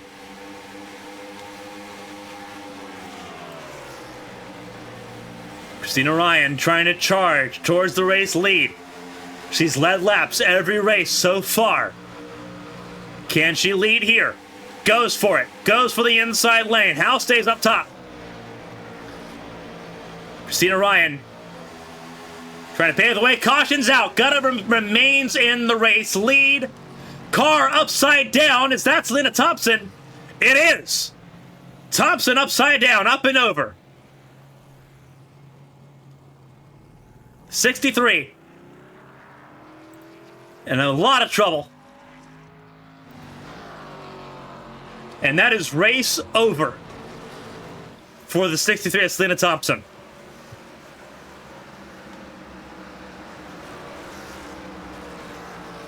Looks like Zach McBride may have had a piece of it, but James got a saved by the bell. Was about to lose 2 spots in one go. Holds on to the race lead and now can pit for what we're assuming would be the last scheduled stop of the race. And most of the field's going to come in here. 3 sets, pandemonium ensuing. Bryce Saucier will be the free pass recipient here.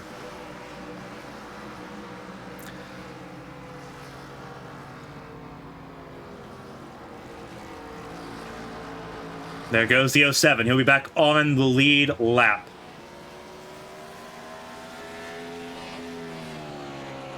Excuse me, he'll be 1 lap down, I believe. He was 2 laps down, and he'll get 1 of those laps back, but he will now firmly be Lucky Dog recipient as long as he's not involved in another incident. So we'll go back and look at this, and it's already started. Thompson's already in the wall. And really, we have to kind of look back. Zach McBride. Oh, does he turn? He turned himself across 59 of Pulstrix. And somewhere along the line, Hayward got flipped. Well, not Hayward. Thompson got flipped. Hayward was not involved in that, I don't believe.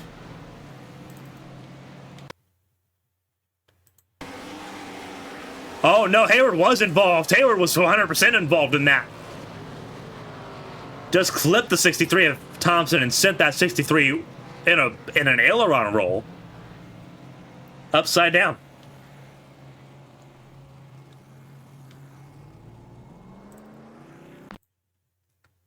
See what happened to the 63 of Thompson.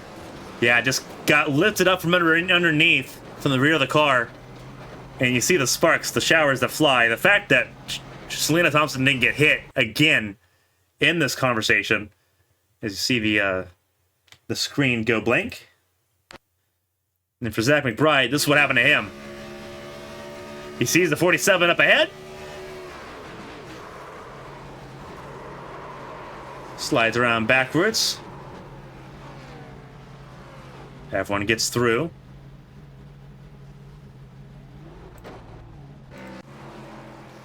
Saucier on the 1 lap down at this point in time. But sitting right now 15th place. McBride also 1 lap down. Caitlin Height 2 laps down. Selena Thompson effectively out of this race. Olivia Hayward effectively out of this race. Not completely out of this race, unlike Thompson is completely out of this race. Hayward and Wright. Wright's effectively done. He's been in pit lane for over 11 minutes. Hayward may join him. A bad couple weeks for Olivia Hayward.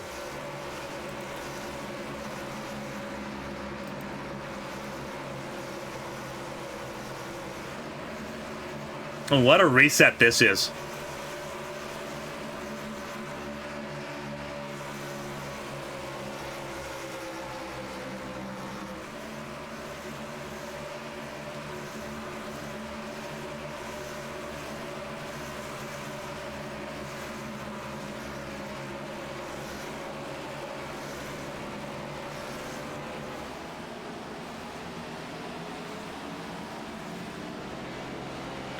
Some cars getting the wave around. So Zach McBride as one of them.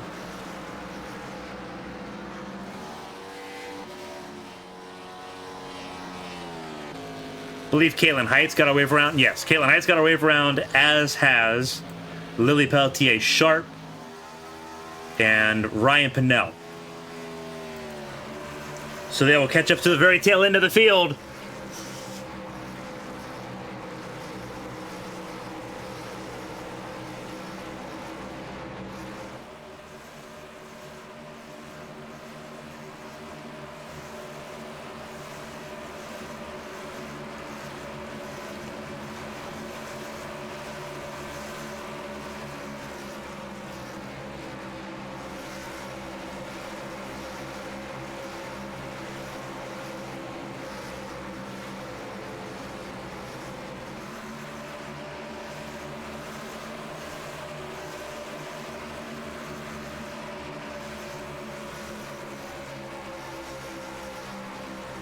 Here we go. Getting ready to go back green for the 6th restart of the night. Everyone on the even footing, I should say. Gotta leads this to green. Approaching 25 to go. Someone got really slow. That's Catania slow. The Ally 48. Very slow. Matthew Kent affected us again. Matthew Kent, no luck at all in these restarts for him in 15. But luckily, he didn't get turned.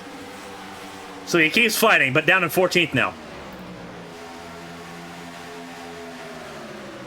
At the front. Very tight-knit. Everyone planning for that to be their last pit stop for tires.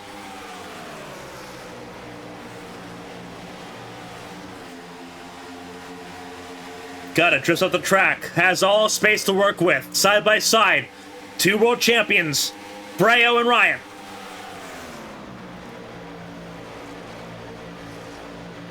Then it's a prismatic duo of Howe and Winkelbauer.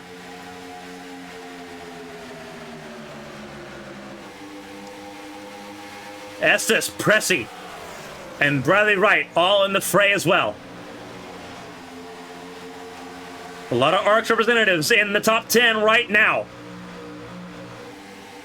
But right now the field's being led by James Gutta.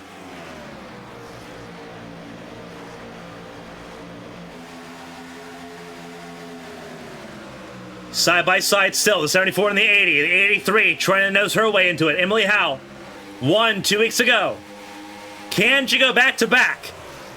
Time is ticking. 24 laps to go.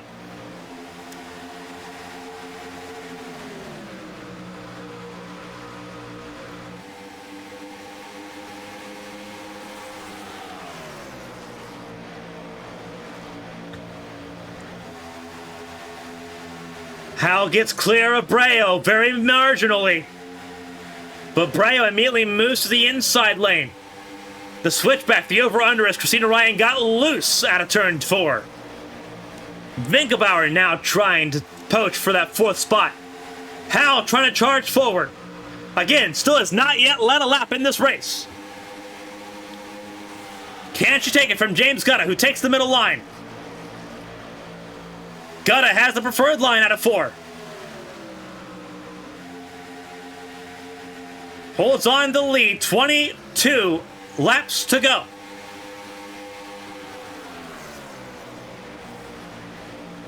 Emily Howe has to try to shadow and follow the 86 as they try to waltz away from 3rd place. Christina Ryan.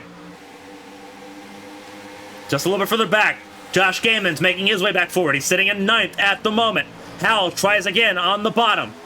Gutta holds on to the top. A little loose on the top. Not as clean. Side by side across the line. Gutta leads this lap. 21 to go. And the more that they stay side by side, the more that this helps Christina Ryan. Caution's out.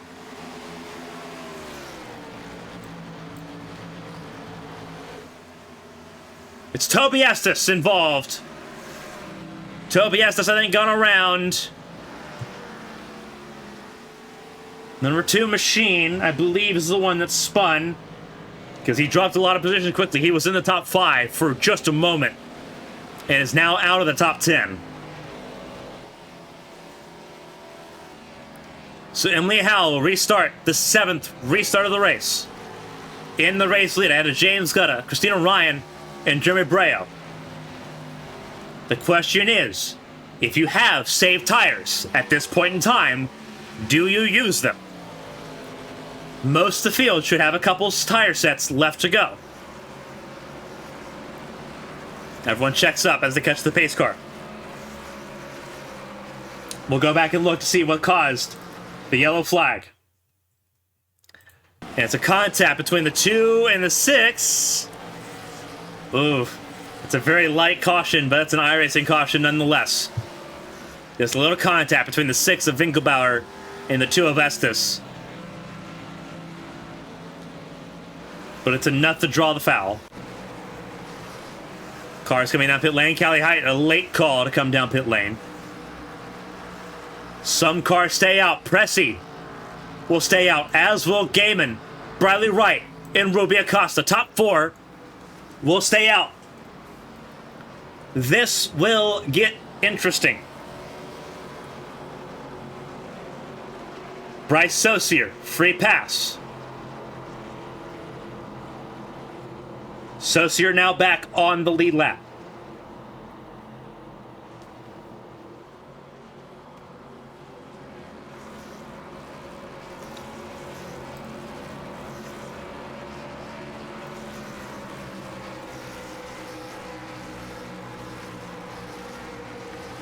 Cressy, Gaiman, Wright, Acosta, top four. Gutta, Ryan, Breo, Howell, and Finkelbauer. Oh no. Did Howell get a penalty? Howell's dropping down the order. Did Emily Howell get a penalty? She did. Emily Howell dropping to the end of the line. With 19 to go, that is disastrous. The 83 going super slow here. 2 weeks ago at the Brickyard. Not a good go of it so far, the 83.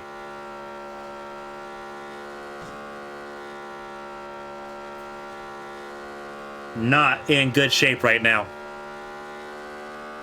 Devastating.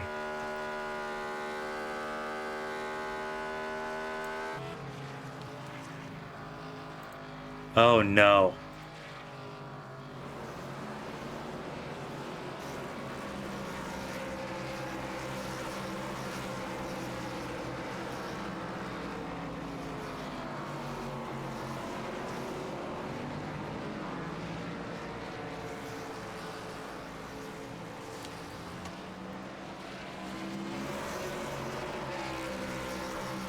Lights still out on the pace car.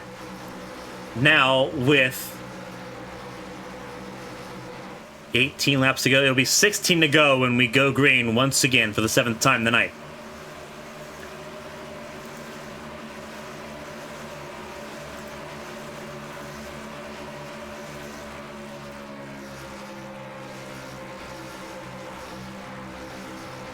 We had 6 cautions last time out at Indianapolis. We had 7 cautions at Daytona. With less than 20 to go, it's a good wager we may see one more. And a fair reminder to those watching at home, wherever you are around the world, there's no green-white checkers in this series. We run to the advertised race distance.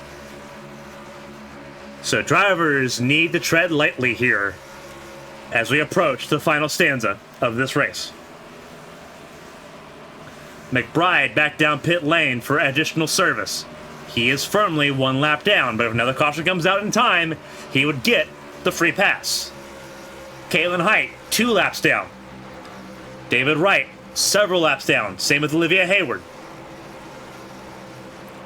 Selena Thompson out of this race. Lily Pelletier Sharp still rolling, albeit 18 laps down. Same with Ryan Pinnell. Lilac Sears gained just about all positions she's going to gain, sitting now in 23rd position.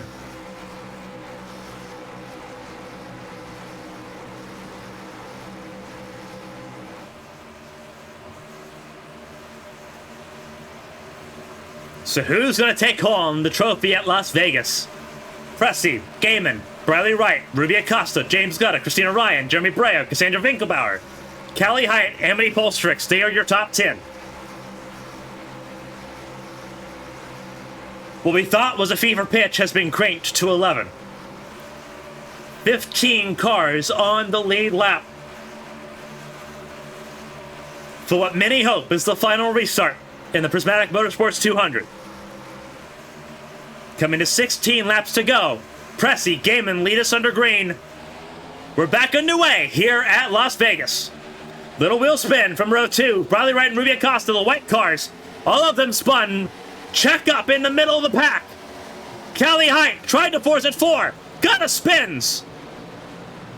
Caution will come out for the 8th time. Callie Height kept it safe. James Gutta avoided getting T-boned. That could have been disastrous. And Zach McBride becomes the 16th car on the lead lap. And again, it's cars on older tires, wheel spinning.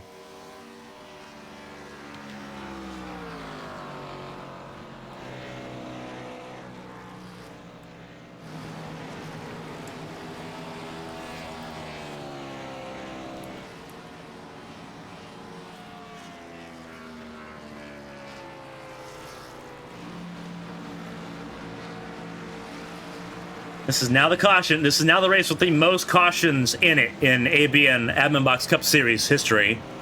Very short, abbreviated history, 3 races long. But we went from 7 to 6 to 8 in the first 3 races, and this race is not over. We'll go back and look at it. McBride may have actually been involved in this. 4 wide. Callie Height tried to force the issue a little bit, and James got a spinning around for his troubles. And what was going to be a really good result has now been mired a little bit.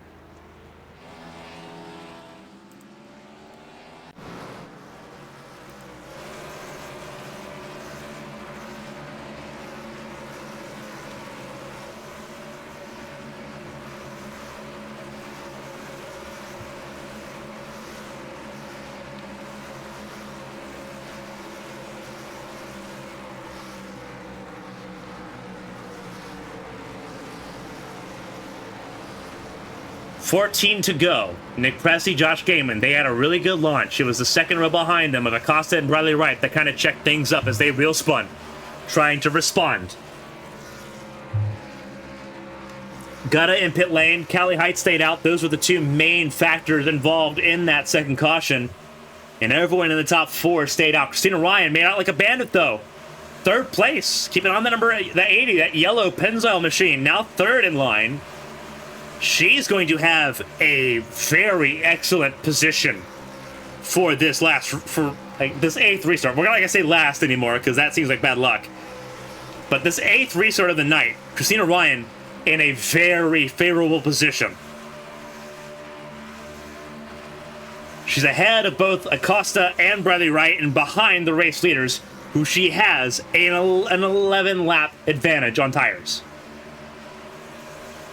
She won the very first stock car race, the shootout, which did not count for points. Was not a points race, was not a championship race. It was more of a celebration, a token event. Looking to win officially in the ABN AdminBoxx Cup Series. What a way to do it, if she can. The defending open wheel world champion. Sitting 3rd, she'll be inside row 2 alongside Ruby Acosta. Those 2 know each other very well from their days in Gran Turismo. Bradley Wright and Cassandra Winkelbauer, the pole sitter, in row 3. Breo, Polstrix, row 4. Kent, Height, row 5. Estes, Howell, row 6. Catania, Saucier, row 7. James Gutta and Zach McBride will be row 8. 8 cautions in this race so far as we approach what will eventually be the last 11 laps when we go green again. Again, for those tuning in and spending your time with us on a wonderful Wednesday evening, a warm and humid Wednesday evening here at ABN Studios, we appreciate you no matter where you are in the world.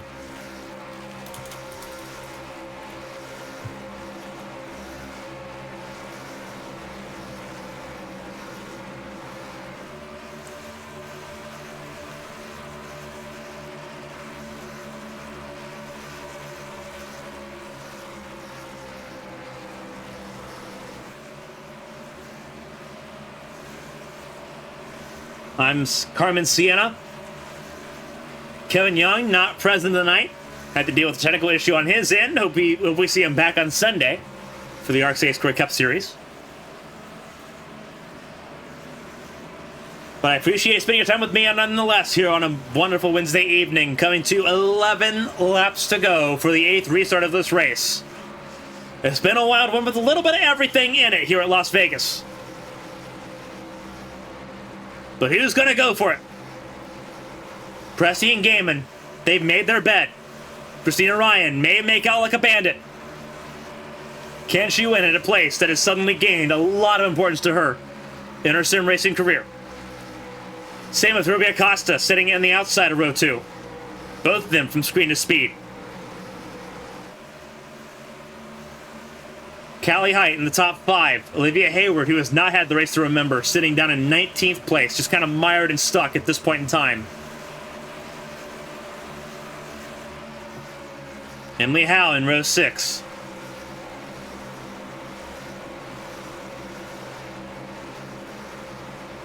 These 11 laps are going to be something. Hold on to your seatbelts, hold on to your armchairs, hold on to anything you're sitting on. It's going to be wild. Pace car pulls in. Pressy leads us to another restart. 8th won the night. Green flag back in the air, and away we go. Another wheel spin from Acosta. But overall, a little bit cleaner. 3 wide. Finkelbauer splits the middle. Had to wait until after third finish line to make a move, but made the move and made it stick. She tries to go forward. Christina Ryan still sitting third. Gaiman to the race lead. Ryan up top. There's a car in the wall. I'm not sure who that is. That was Saucier in the wall. Up towards the front. Gaiman leads. Finkelbauer. Keep an eye on the 6 of Finkelbauer, the pole sitter, trying to make it 3 wide for second. And Christina Ryan falls backwards. It's not over yet. Finkelbauer lose out of 2. Shuts it on Ryan.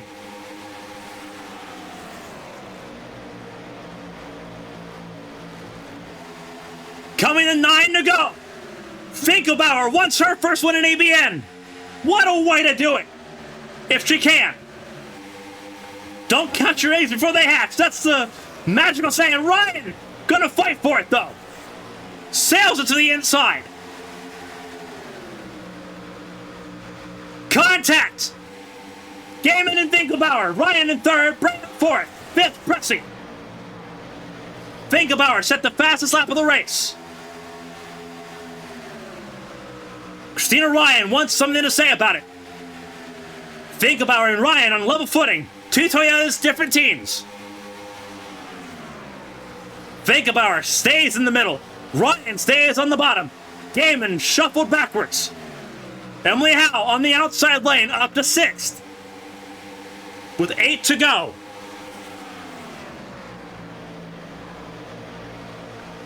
Finkelbauer, Ryan, Breo, top 3.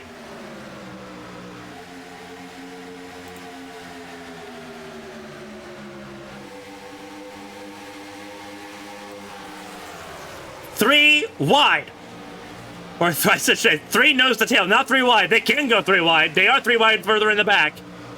But 3 nose to tail under a blanket. Breo firmly in this conversation. We'll try to play spoiler. Finkelbauer trying to bring home this impromptu home race for Prismatic Motorsports. Christina Ryan trying to play spoiler and win at a place that means so much to her. Breo has won here before, won here last season, swept here last season in the ARCS A-Square Cup Series, en route to his World Championship in ARCS. Ryan couldn't make it happen on the inside lane, tags the wall on the outside, but stays with Finkelbauer.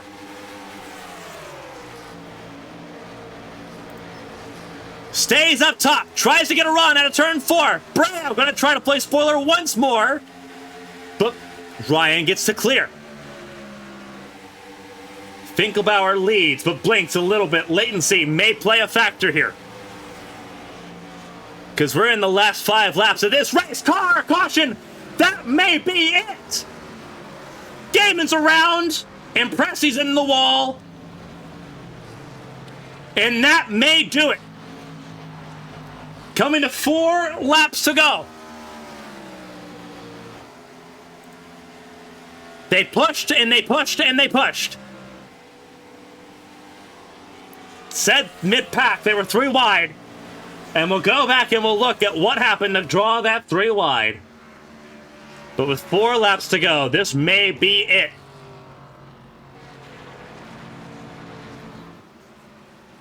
Emily Howe made it back to 4th. Nick Pressy still against the wall in the outside lane. Everyone fans out to catch up to the pace car. This may be curtains on this race. If we get lucky, there may be 1 lap to green. We may have 1 lap on this restart, but it's going to be very close. 2 on-track officials, Emily Howe and Callie Height, monitoring the situation.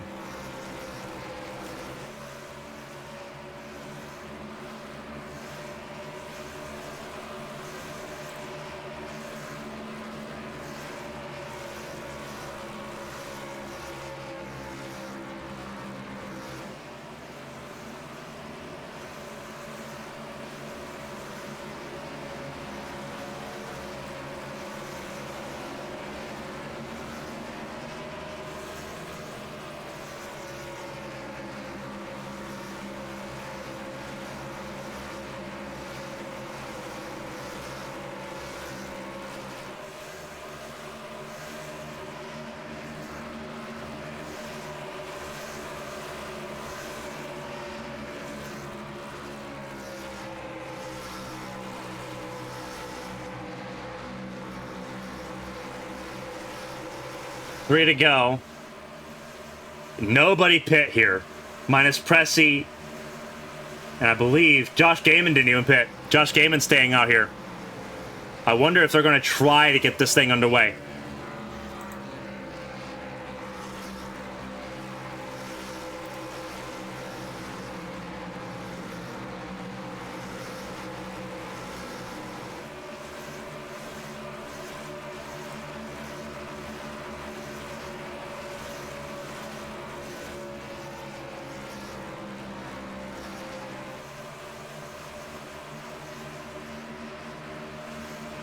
Looks like we may be going green here.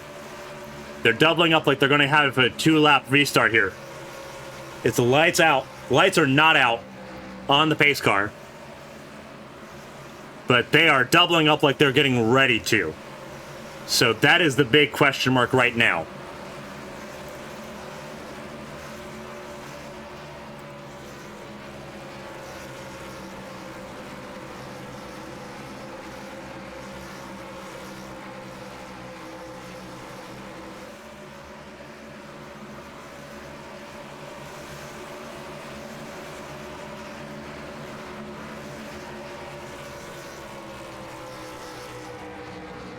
Back single file here on the back straightaway. What a run for Winkelbauer. We sat here saying Christina Ryan was in the catbird seat. Winkelbauer came in like a falcon and just snatched it away from Christina Ryan. Emily Howe running below the white line. Believe this race will end under caution. We'll get a good indication here. Actually, it wouldn't even matter. Yeah, we are ending this race under caution because the pace car's lights are still on. We are ending this race under caution. That is confirmed. As we take the white flag, the pace car's lights will go out. But it will be Cassandra Winkelbauer that will win this race here at Las Vegas.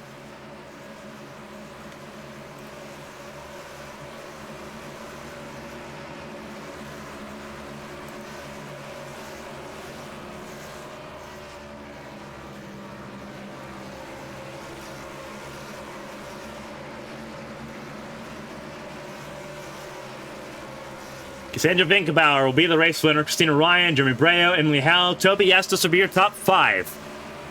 James Gutta matches his best career finish in ABN, 6th place tonight, ahead of Callie Height and Ruby Acosta, 7th and 8th for Queen's Design. Bryce Saucier from 2 laps down the 9th. Not a bad recovery for the Nick Pressy Motorsports driver. And Amity Pulsatrix, top 10 on ovals for the first time for the Canadian driver. There'll be a little bit of congratulatory bumps between Winkelbauer and Ryan. You always remember your first here in ABN. Christina Ryan remembers her first. It was Texas in 2022 in the ABN Champ Car World Series. Her first of 3 en route to her World Championship. Winkelbauer, so close. It's such a tumultuous race. Started on pole, but never really led that many laps tonight. But was there when it mattered. Cassandra Winkelbauer wins at Las Vegas. Christina Ryan, 2nd place. Jeremy Breo rounds out the podium. And the field will pass the pace car to make it back to pit lane. But for Cassandra Winkelbauer, race win.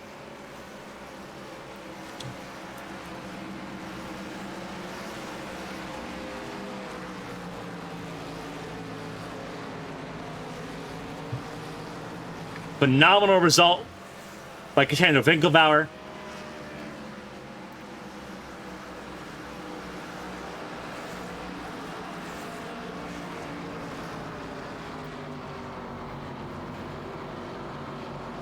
All the cars giving each other congratulatory bumps.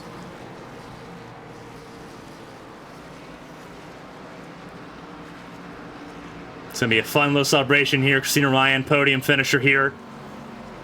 What a moment this is for her, finishing on the podium. Cassandra Winkelbauer, first race win. Emily Howe Prismatic Motorsports getting a double top 5 here. You see Christina Ryan already going for it. World champion from last season. It's all eyes on Cassandra Vinkelbauer.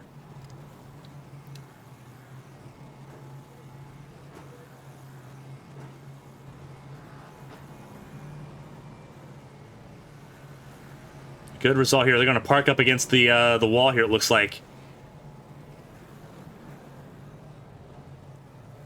Looks like a lot of the drivers from the screen to speed competition looks like they will all park here. You see Ruby Acosta's there, Callie Heights there. Kind of a salute to the screen to speed competition that took place. That meant a lot to all 5 of these drivers up here. Cassandra Vinkelbauer, race winner. It meant a lot to Queen's Design, meant a lot to Prismatic Motorsports, to Stepping Stone. Half of the finalists from Screen to Speed were in this race. And most of them got top 10s tonight, and everyone getting to celebrate here. Catania kind of just taking part in the celebration for it. Finished 13th place in that 48 tonight. The Callie Height. Ruby Acosta. You see Cassandra Vinkelbauer there.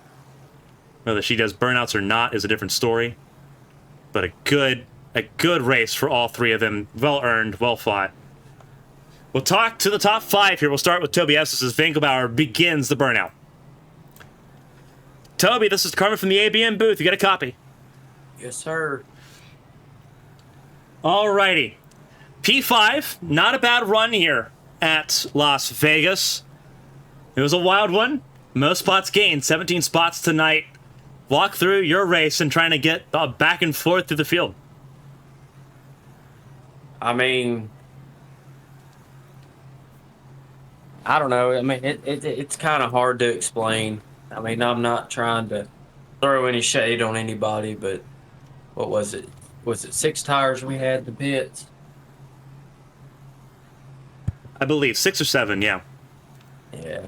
I mean, me personally, for the amount of laps we ran, it kind of, with that many tires, it just threw out all, I mean, you could run as hard as you wanted to, and,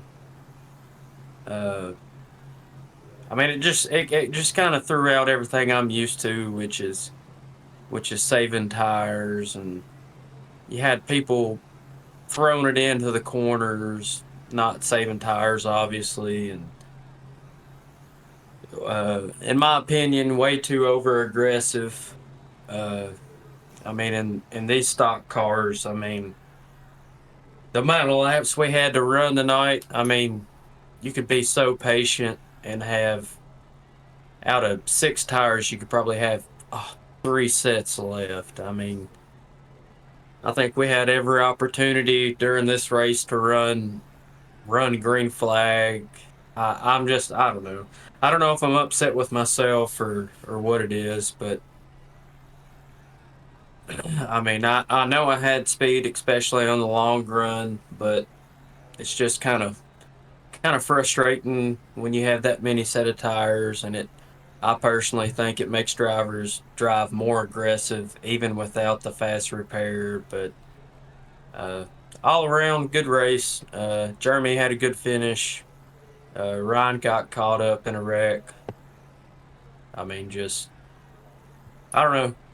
Top 5's good, but definitely not happy about it. Obviously, it's a new thing, kind of taking your time to kind of get used to the car before TNT moves to this car later this year. This is, I think, you've kind of just running feel things out.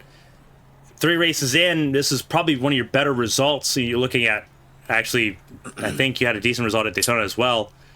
But, whether or not it's about saving tires or about going hard and going all out, you're consistently up near the front of the field.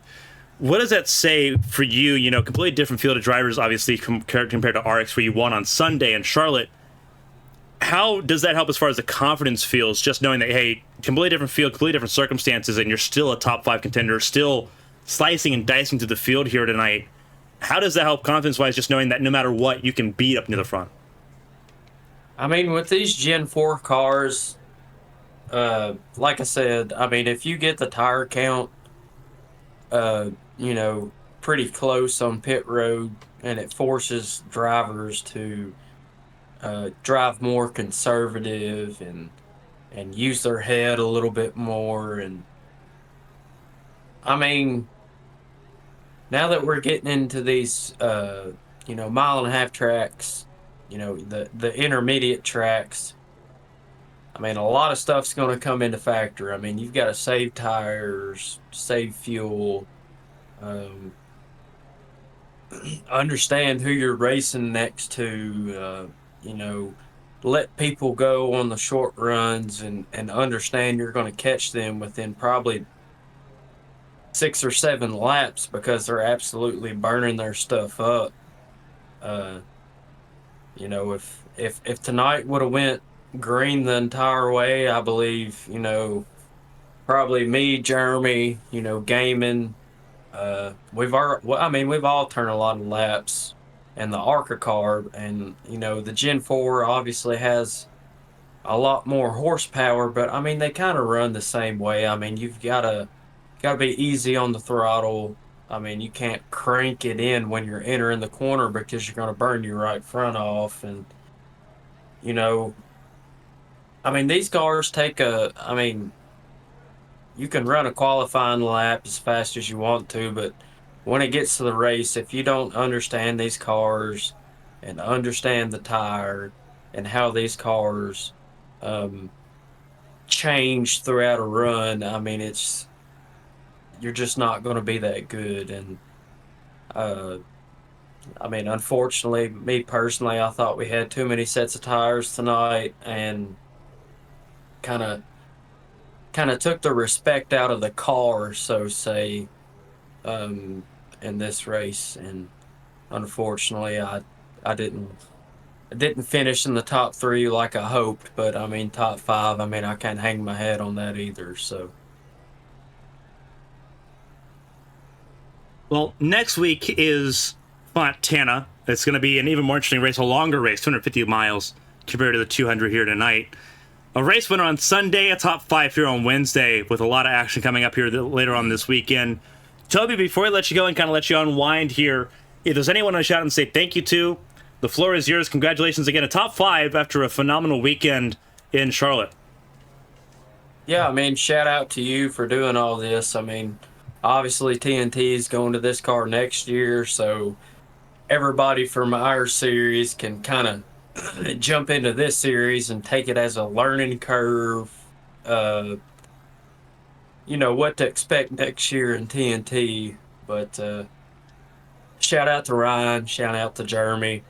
I hated Ryan had kind of a rough night tonight, but me, Jeremy, and I know Gaiman was running good. Briley obviously was running good.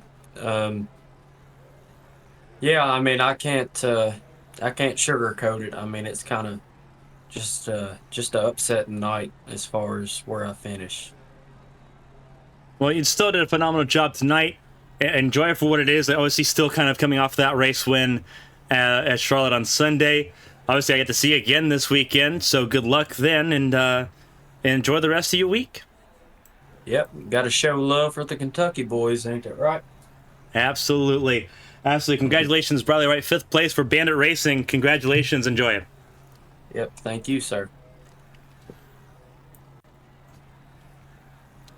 That was Toby Estes, 5th place finisher tonight, 17 spots gained in the event.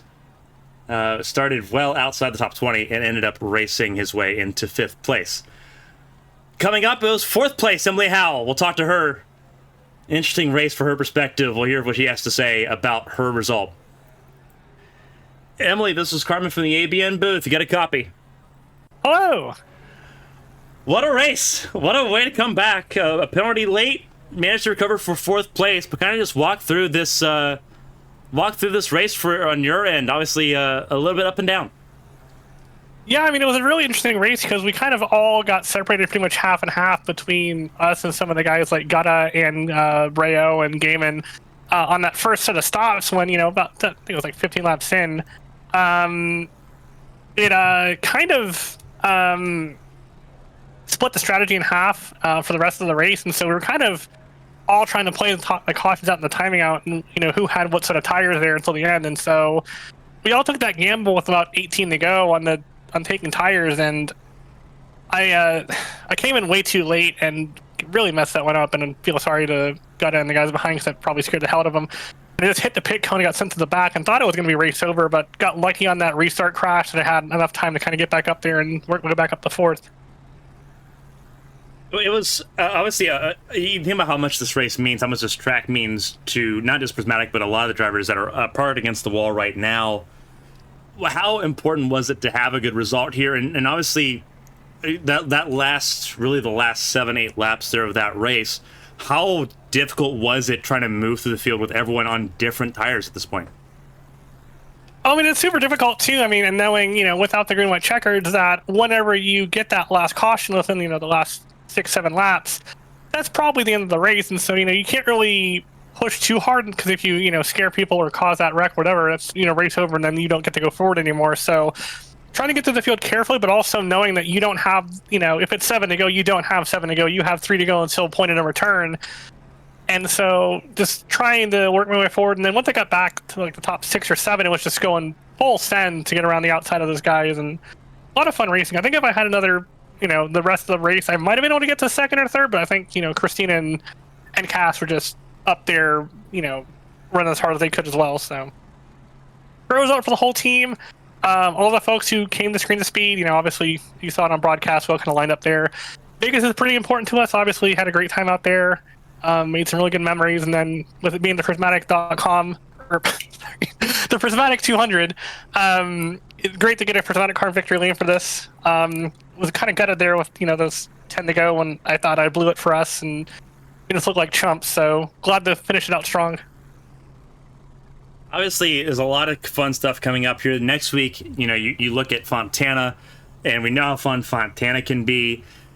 Just kind of walk through, how to sort of recover here. Obviously, still in the points lead, but it's very tight at the top. What do you do for next week? Now we don't have a week off to sort of practice and warm up. How do you prepare for that?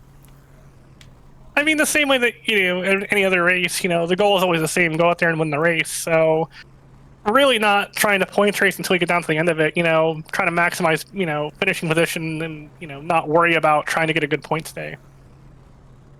Well, hopefully it's going to be that way again against first and fourth for Prismatic tonight. Again, at what has essentially become a home track for a lot of drivers in this series. A phenomenal result and a good comeback drive.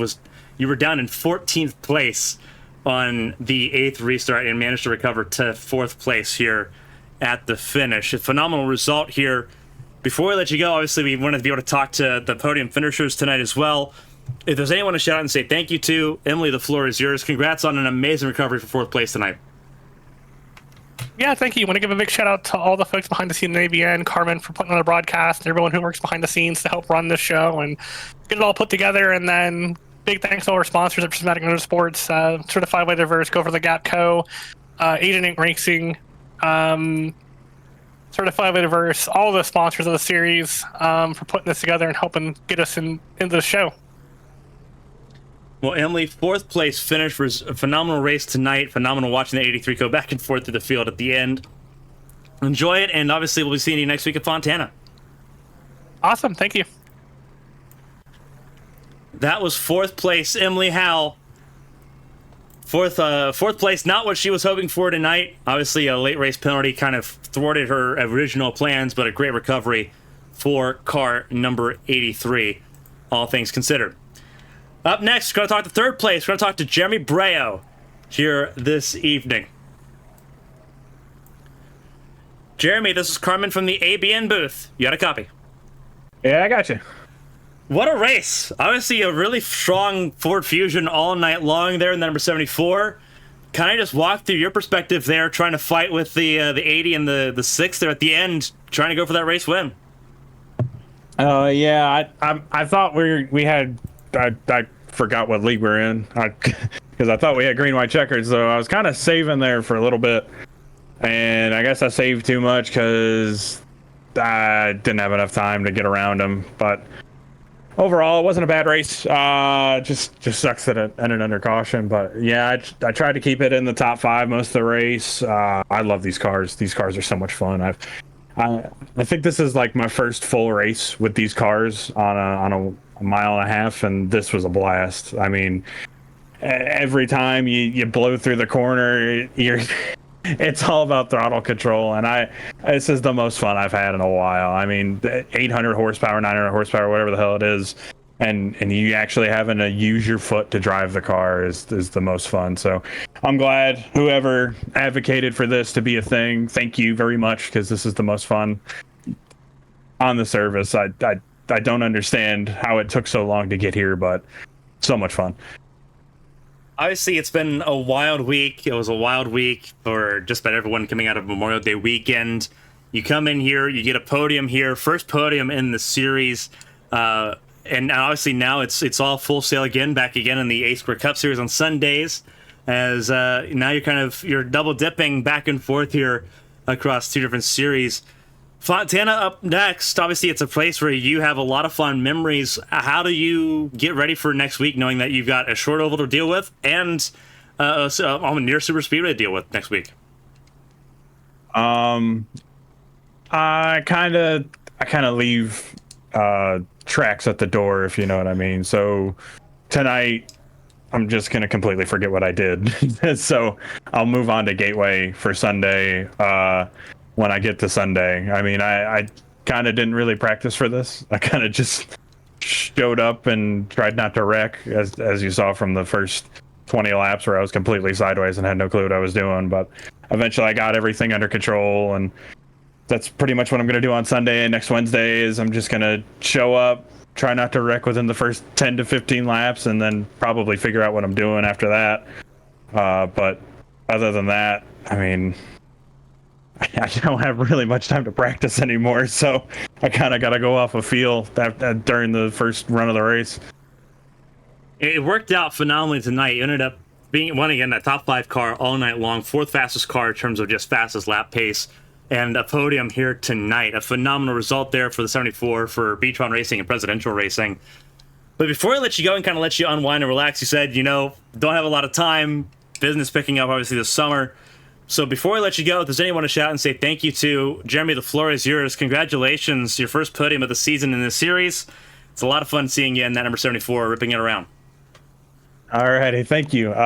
So first of all, I got to thank Smeel Racing Designs.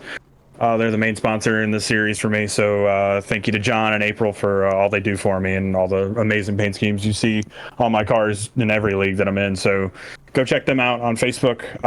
Thank you to Midwest Barbecue, Seth Wansing, and the whole Wansing family.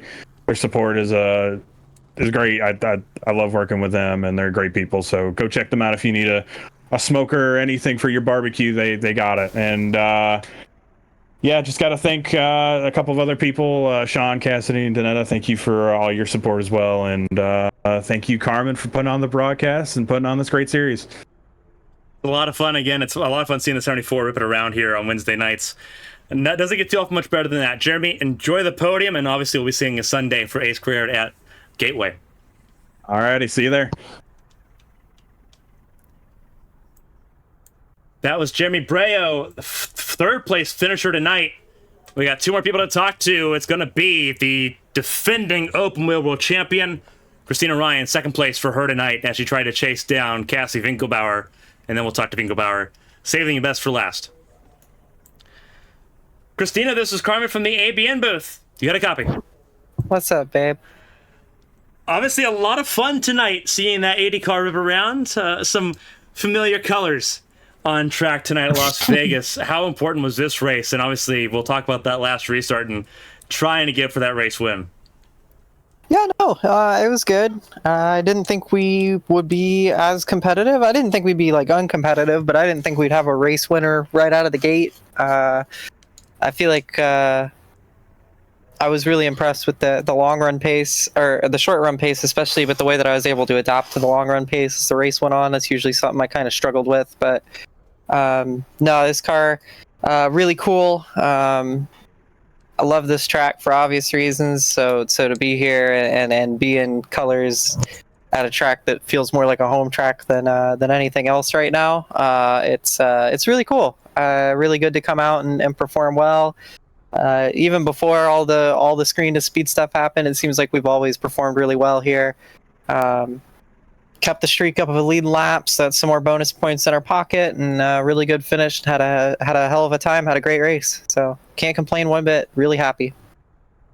Obviously, a phenomenal drive tonight, second place, and it was all about really that last restart. You started third place here, and before you knew it, you were battling for second place with Cassie, who had an amazing restart.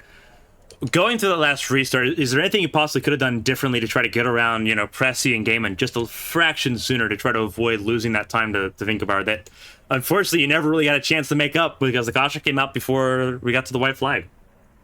No, not really. Besides run him over, and I'm not going to do that. I think I got a little unlucky with where I caught everyone because I don't know. We kind of all stepped on each other's toes, and I had to crack the throttle in the middle of 1 and 2, and that kind of upset the balance a touch. I don't think that's what lost the race, though. I think Cash just had a good run through 3 and 4 and had the position. We still got side by side and raced a little bit, and I think we were running out of tire and running out of room. And she didn't mean to. We talked about it already. It was just hard racing, but she slid up the track, and I was already on the outside, and I wasn't going to lift there, and I clipped the wall a little bit, and that kind of killed my momentum. And I still think we could have got back to her and got her. I think we were still faster at the end there versus her, but it just wasn't meant to be today. But that's fine, We come out and be running for race wins every week is really encouraging, especially because I didn't know how I'd be doing on the higher horsepower. I like it more, but I never really thought I'd be better at it. So to go out and win the shootout and have definitely, I think, still would have won Daytona if I didn't have other commitments, and to turn around and finish 2 podiums back to back. Really happy for that. Yeah, obviously it shows. Obviously having to kind of set out Daytona to race some jumpy trucks there that first week. You've turned that around, 2 podiums, a third and a second tonight, and it puts you 4th in the standings. Just the amount of increase that you've seen here. You started the season 34th in points, so a phenomenal run up to the top in just a couple races. And we go from a track that it's almost like home to a track that you've run so much you may as well call it home. It's Fontana next week. How excited are you for that race coming up and trying to get your first win for points in this series? Yeah, I'm stoked.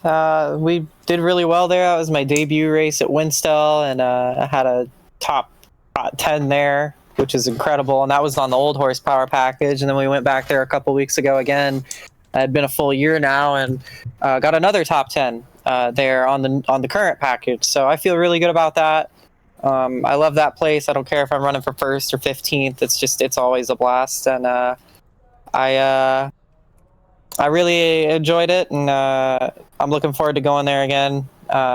Pretty much anything we're doing with these races is just anything we do with these cars is a blast. So looking forward to it. I don't know if we're gonna win. I'm not really. It sounds counterintuitive, but I don't really care. I think we're just kind of cruising through and doing the best we can, and if we win, we win. But race hard, leave everything on the table, and I think the wins should take care of themselves. So, yeah, I'm just having fun with it. Well, having fun is really converting the trophies at the end. Another podium back-to-back here after podium 2 weeks ago at Indianapolis. Christina, phenomenal job. Again, phenomenal seeing that 80, that Pennzoil car on the podium circle here, and obviously a fun little touching tribute for all the cars from Screen to Speed a few months ago. Before I let you go, though, obviously new team, so you have to learn some new sponsors, giving you another chance to kind of learn a few. So if there's anyone to shout out and say thank you to, the floor is yours. Congratulations on another podium in the ABN AdminBoxx Cup Series. Yeah, thank you. Obviously, shout out Pennzoil. They gave us the sweet life, treated us all like princesses in real life down here a couple months ago. It was really cool.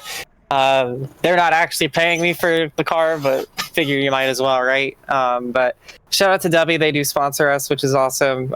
They've done a lot of cool stuff for for everybody at Stepping Stone and Makoni Setup Shops as well, and obviously shout out to Dieselworks. They're a very cool bunch of people.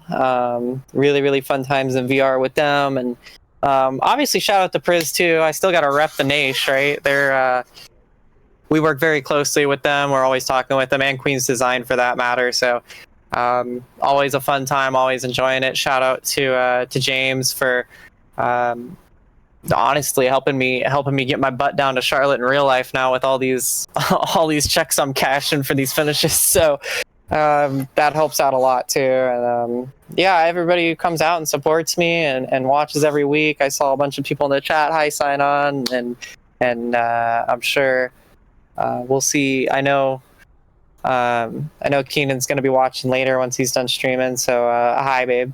And yeah, I don't know. It was a blast. I really enjoyed it. I'm trying to think if I missed anybody. Obviously, shout out to the suicide prevention awareness. They're not on the card this week in particular, but obviously they're kind of the main scheme, so still shouting them out. 988 if you need it. But yeah, no, super stoked. Another great finish, and going to take that momentum to one of my favorite tracks. So obviously, shout out to you two for putting it on. It was an absolute blast to listen to in the car. Well, Christina, obviously phenomenal seeing that 80 on podium once again, and it's going to be a fun week coming up. Enjoy it. Enjoy the podium tonight here at Las Vegas, and we'll be seeing you very shortly with another race and maybe another podium. Thanks, babe. That was Christina Ryan, second place finisher tonight here at Las Vegas, and now it's time to talk to the race winner. It's time to talk to Cassandra Winkelbauer, race winner for the first time after her first career pole in the ABN AdminBoxx Cup Series. Cassie, this is Carmen from the ABN booth. You got a copy? Yeah, I got you. What a drive. Pole position, your first pole in ABN. What a wild way to convert it to your first win in ABN. Walk us through. Obviously, you had a little bit to kind of adjust and sort of process everything. A wild race, a wild restart got you that race lead. Just kind of walk through your race because it was not easy. Yeah, I didn't necessarily think I was going to be on pole today. The car felt really good. When we started off, I just sort of seemed to pull away for everybody, and I thought maybe am I overdoing it? And we got on that first stop there. We pitted and some people stayed out, and then sort of noticed I was overdriving the car a bit, so I tried to back it down and just be patient and wait, and I guess it paid off. It was a phenomenal result tonight. Obviously, you look at just how everything sort of panned out, and it's really it's been coming a little bit. Obviously, you didn't have a chance to really show what you had at Daytona, but then we got to see a little bit of that pace at Indianapolis 2 weeks ago. Coming into tonight, and obviously now looking forward at Fontana, how does this really kind of set up the rest of the season for you? You've made yourself known, especially to a lot of the people that are watching, obviously, tonight, but a lot of the drivers in this series. A huge community now knows, hey, Cassie's an extremely quick driver. How does that set you up for the rest of the season? And obviously, how does that feel knowing now that you're not just another driver in the field? You were a race winner, and you're a genuine contender.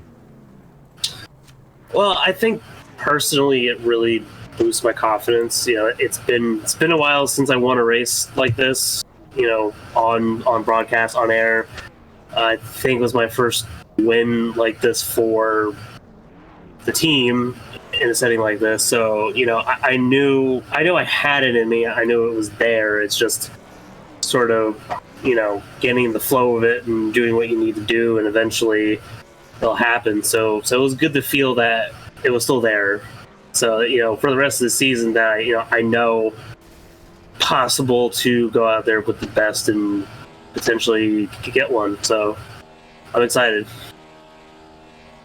Well, you did a phenomenal job tonight running tonight's race here at Las Vegas, a race that meant a lot, obviously, to your team, Prismatic Motorsports, but to a lot of drivers in the field. A phenomenal show all the way around, with Fontana coming up in just 7 days. Obviously, before we let you go and kind of let you fully celebrate the win with the team, if there's anyone to shout out and say thank you to, Cassie, the floor is yours. You're an ABN race winner. Congratulations. Well, I always want to thank all the sponsors. Go for the Gap is on my hood. Thank Prismatic for supporting us, supporting me, for being there. It's amazing that we have this community. Not even like a year, maybe like a year or so, I didn't even know this existed. So it's great that this is here for us. For all the queers and all the gays and all that. It's nice that there's a spot for us, so we can go out here and do what we're doing right now. So just thank everybody. Well, Cassie, enjoy this race win. A phenomenal result here. Congratulations again on it, and obviously enjoy the race win. We'll be seeing you in 7 days at Fontana. Yep, I'll be seeing you. Hopefully we can go for 2. Absolutely. Enjoy it and good luck. Good night. That was Cassie Finkelbauer, race winner here tonight at Fontana. A phenomenal result here after a crazy finish. Saw it end under yellow. Obviously, everyone would rather race end under green, but no green white checkers prevents the chaos that typically comes with those green white checkered finishes. In just a second, we will bring up the results here. Obviously, got to fix our overlays, which broke right at the nick of time at the end of the race. But Las Vegas, phenomenal race, crazy race, but a phenomenal race nonetheless. Cassandra Winkelbauer, race winner over Christina Ryan and Jeremy Breo. Obviously, we heard from all the top 5. Everyone had their own opinions, and there will be a lot of opinion sharing going into Fontana next week. But here is what we're going to see from the results. If we can get everything pulled up here, there we go. Sandra Winkelbauer, race winner, ahead of Christina Ryan and Jeremy Breo, with Emily Howell finishing 4th, Toby Estes finishing 5th. We heard all the top 5. Then James Gutta, Callie Height, Ruby Acosta, Bryce Saucier, Amity Pulsatrix rounding out the top 10. Amazing recovery story. Saucier was 2 laps down all the way until 40 laps from the finish. Ended up 9th place on the lead lap. Pulsatrix, first top 10 on an oval. Phenomenal job for them in that 59 car. Briley Wright, 11th place. Matthew Kent, 12th. Catania, 13th. McBride, 14th. Kaylin Height got some of her laps back, not all of them back. 15th place for her for Taylor Mills Racing. Then Josh Gaiman, Nick Pressey, and David Wright in the top 18. As we go a little bit further on down the row, we'll see the rest of the field. Olivia Hayward, 19th place, just kind of pinned, laps down, never recovered. Same with Ryan Pinnell and Lily Pelletier Sharp. They were the last ones to finish this race. Selena Thompson finished 22nd, Lilac Zier 23rd, then John Hagan, Blake Henderson, and Tommy Reynolds, who ended up retiring early. Reynolds retiring after only 12 laps, Henderson after 21. Emily Howell holds on to the race lead, the championship lead, but otherwise, the top of the field closing up more and more and more. What a wild race. Tomorrow night, it's ABN Champ Car from Barber Motorsports Park. Friday, Twiggy from Bristol. Saturday, it's OAP's Super Sport Series from Daytona. And then the RxA Square Cup Series from Gateway. That's the weekend in advance. We hope to see you all there. Until next time, though, on behalf of everyone for ABN, all of our partners here for the ABN AdminBoxx Cup Series, AdminBoxx, E83 Flying Machines, Agent Inc., and everyone that supports us here on a regular basis here on Twitch and on abnesports.com. Thank you all so much. Until next time, until tomorrow night from Barber Motorsports Park, stay safe, stay healthy, have some fun this week, and if we don't see you at any point before this weekend, we'll see you soon. Take care, everybody. So long, and be safe.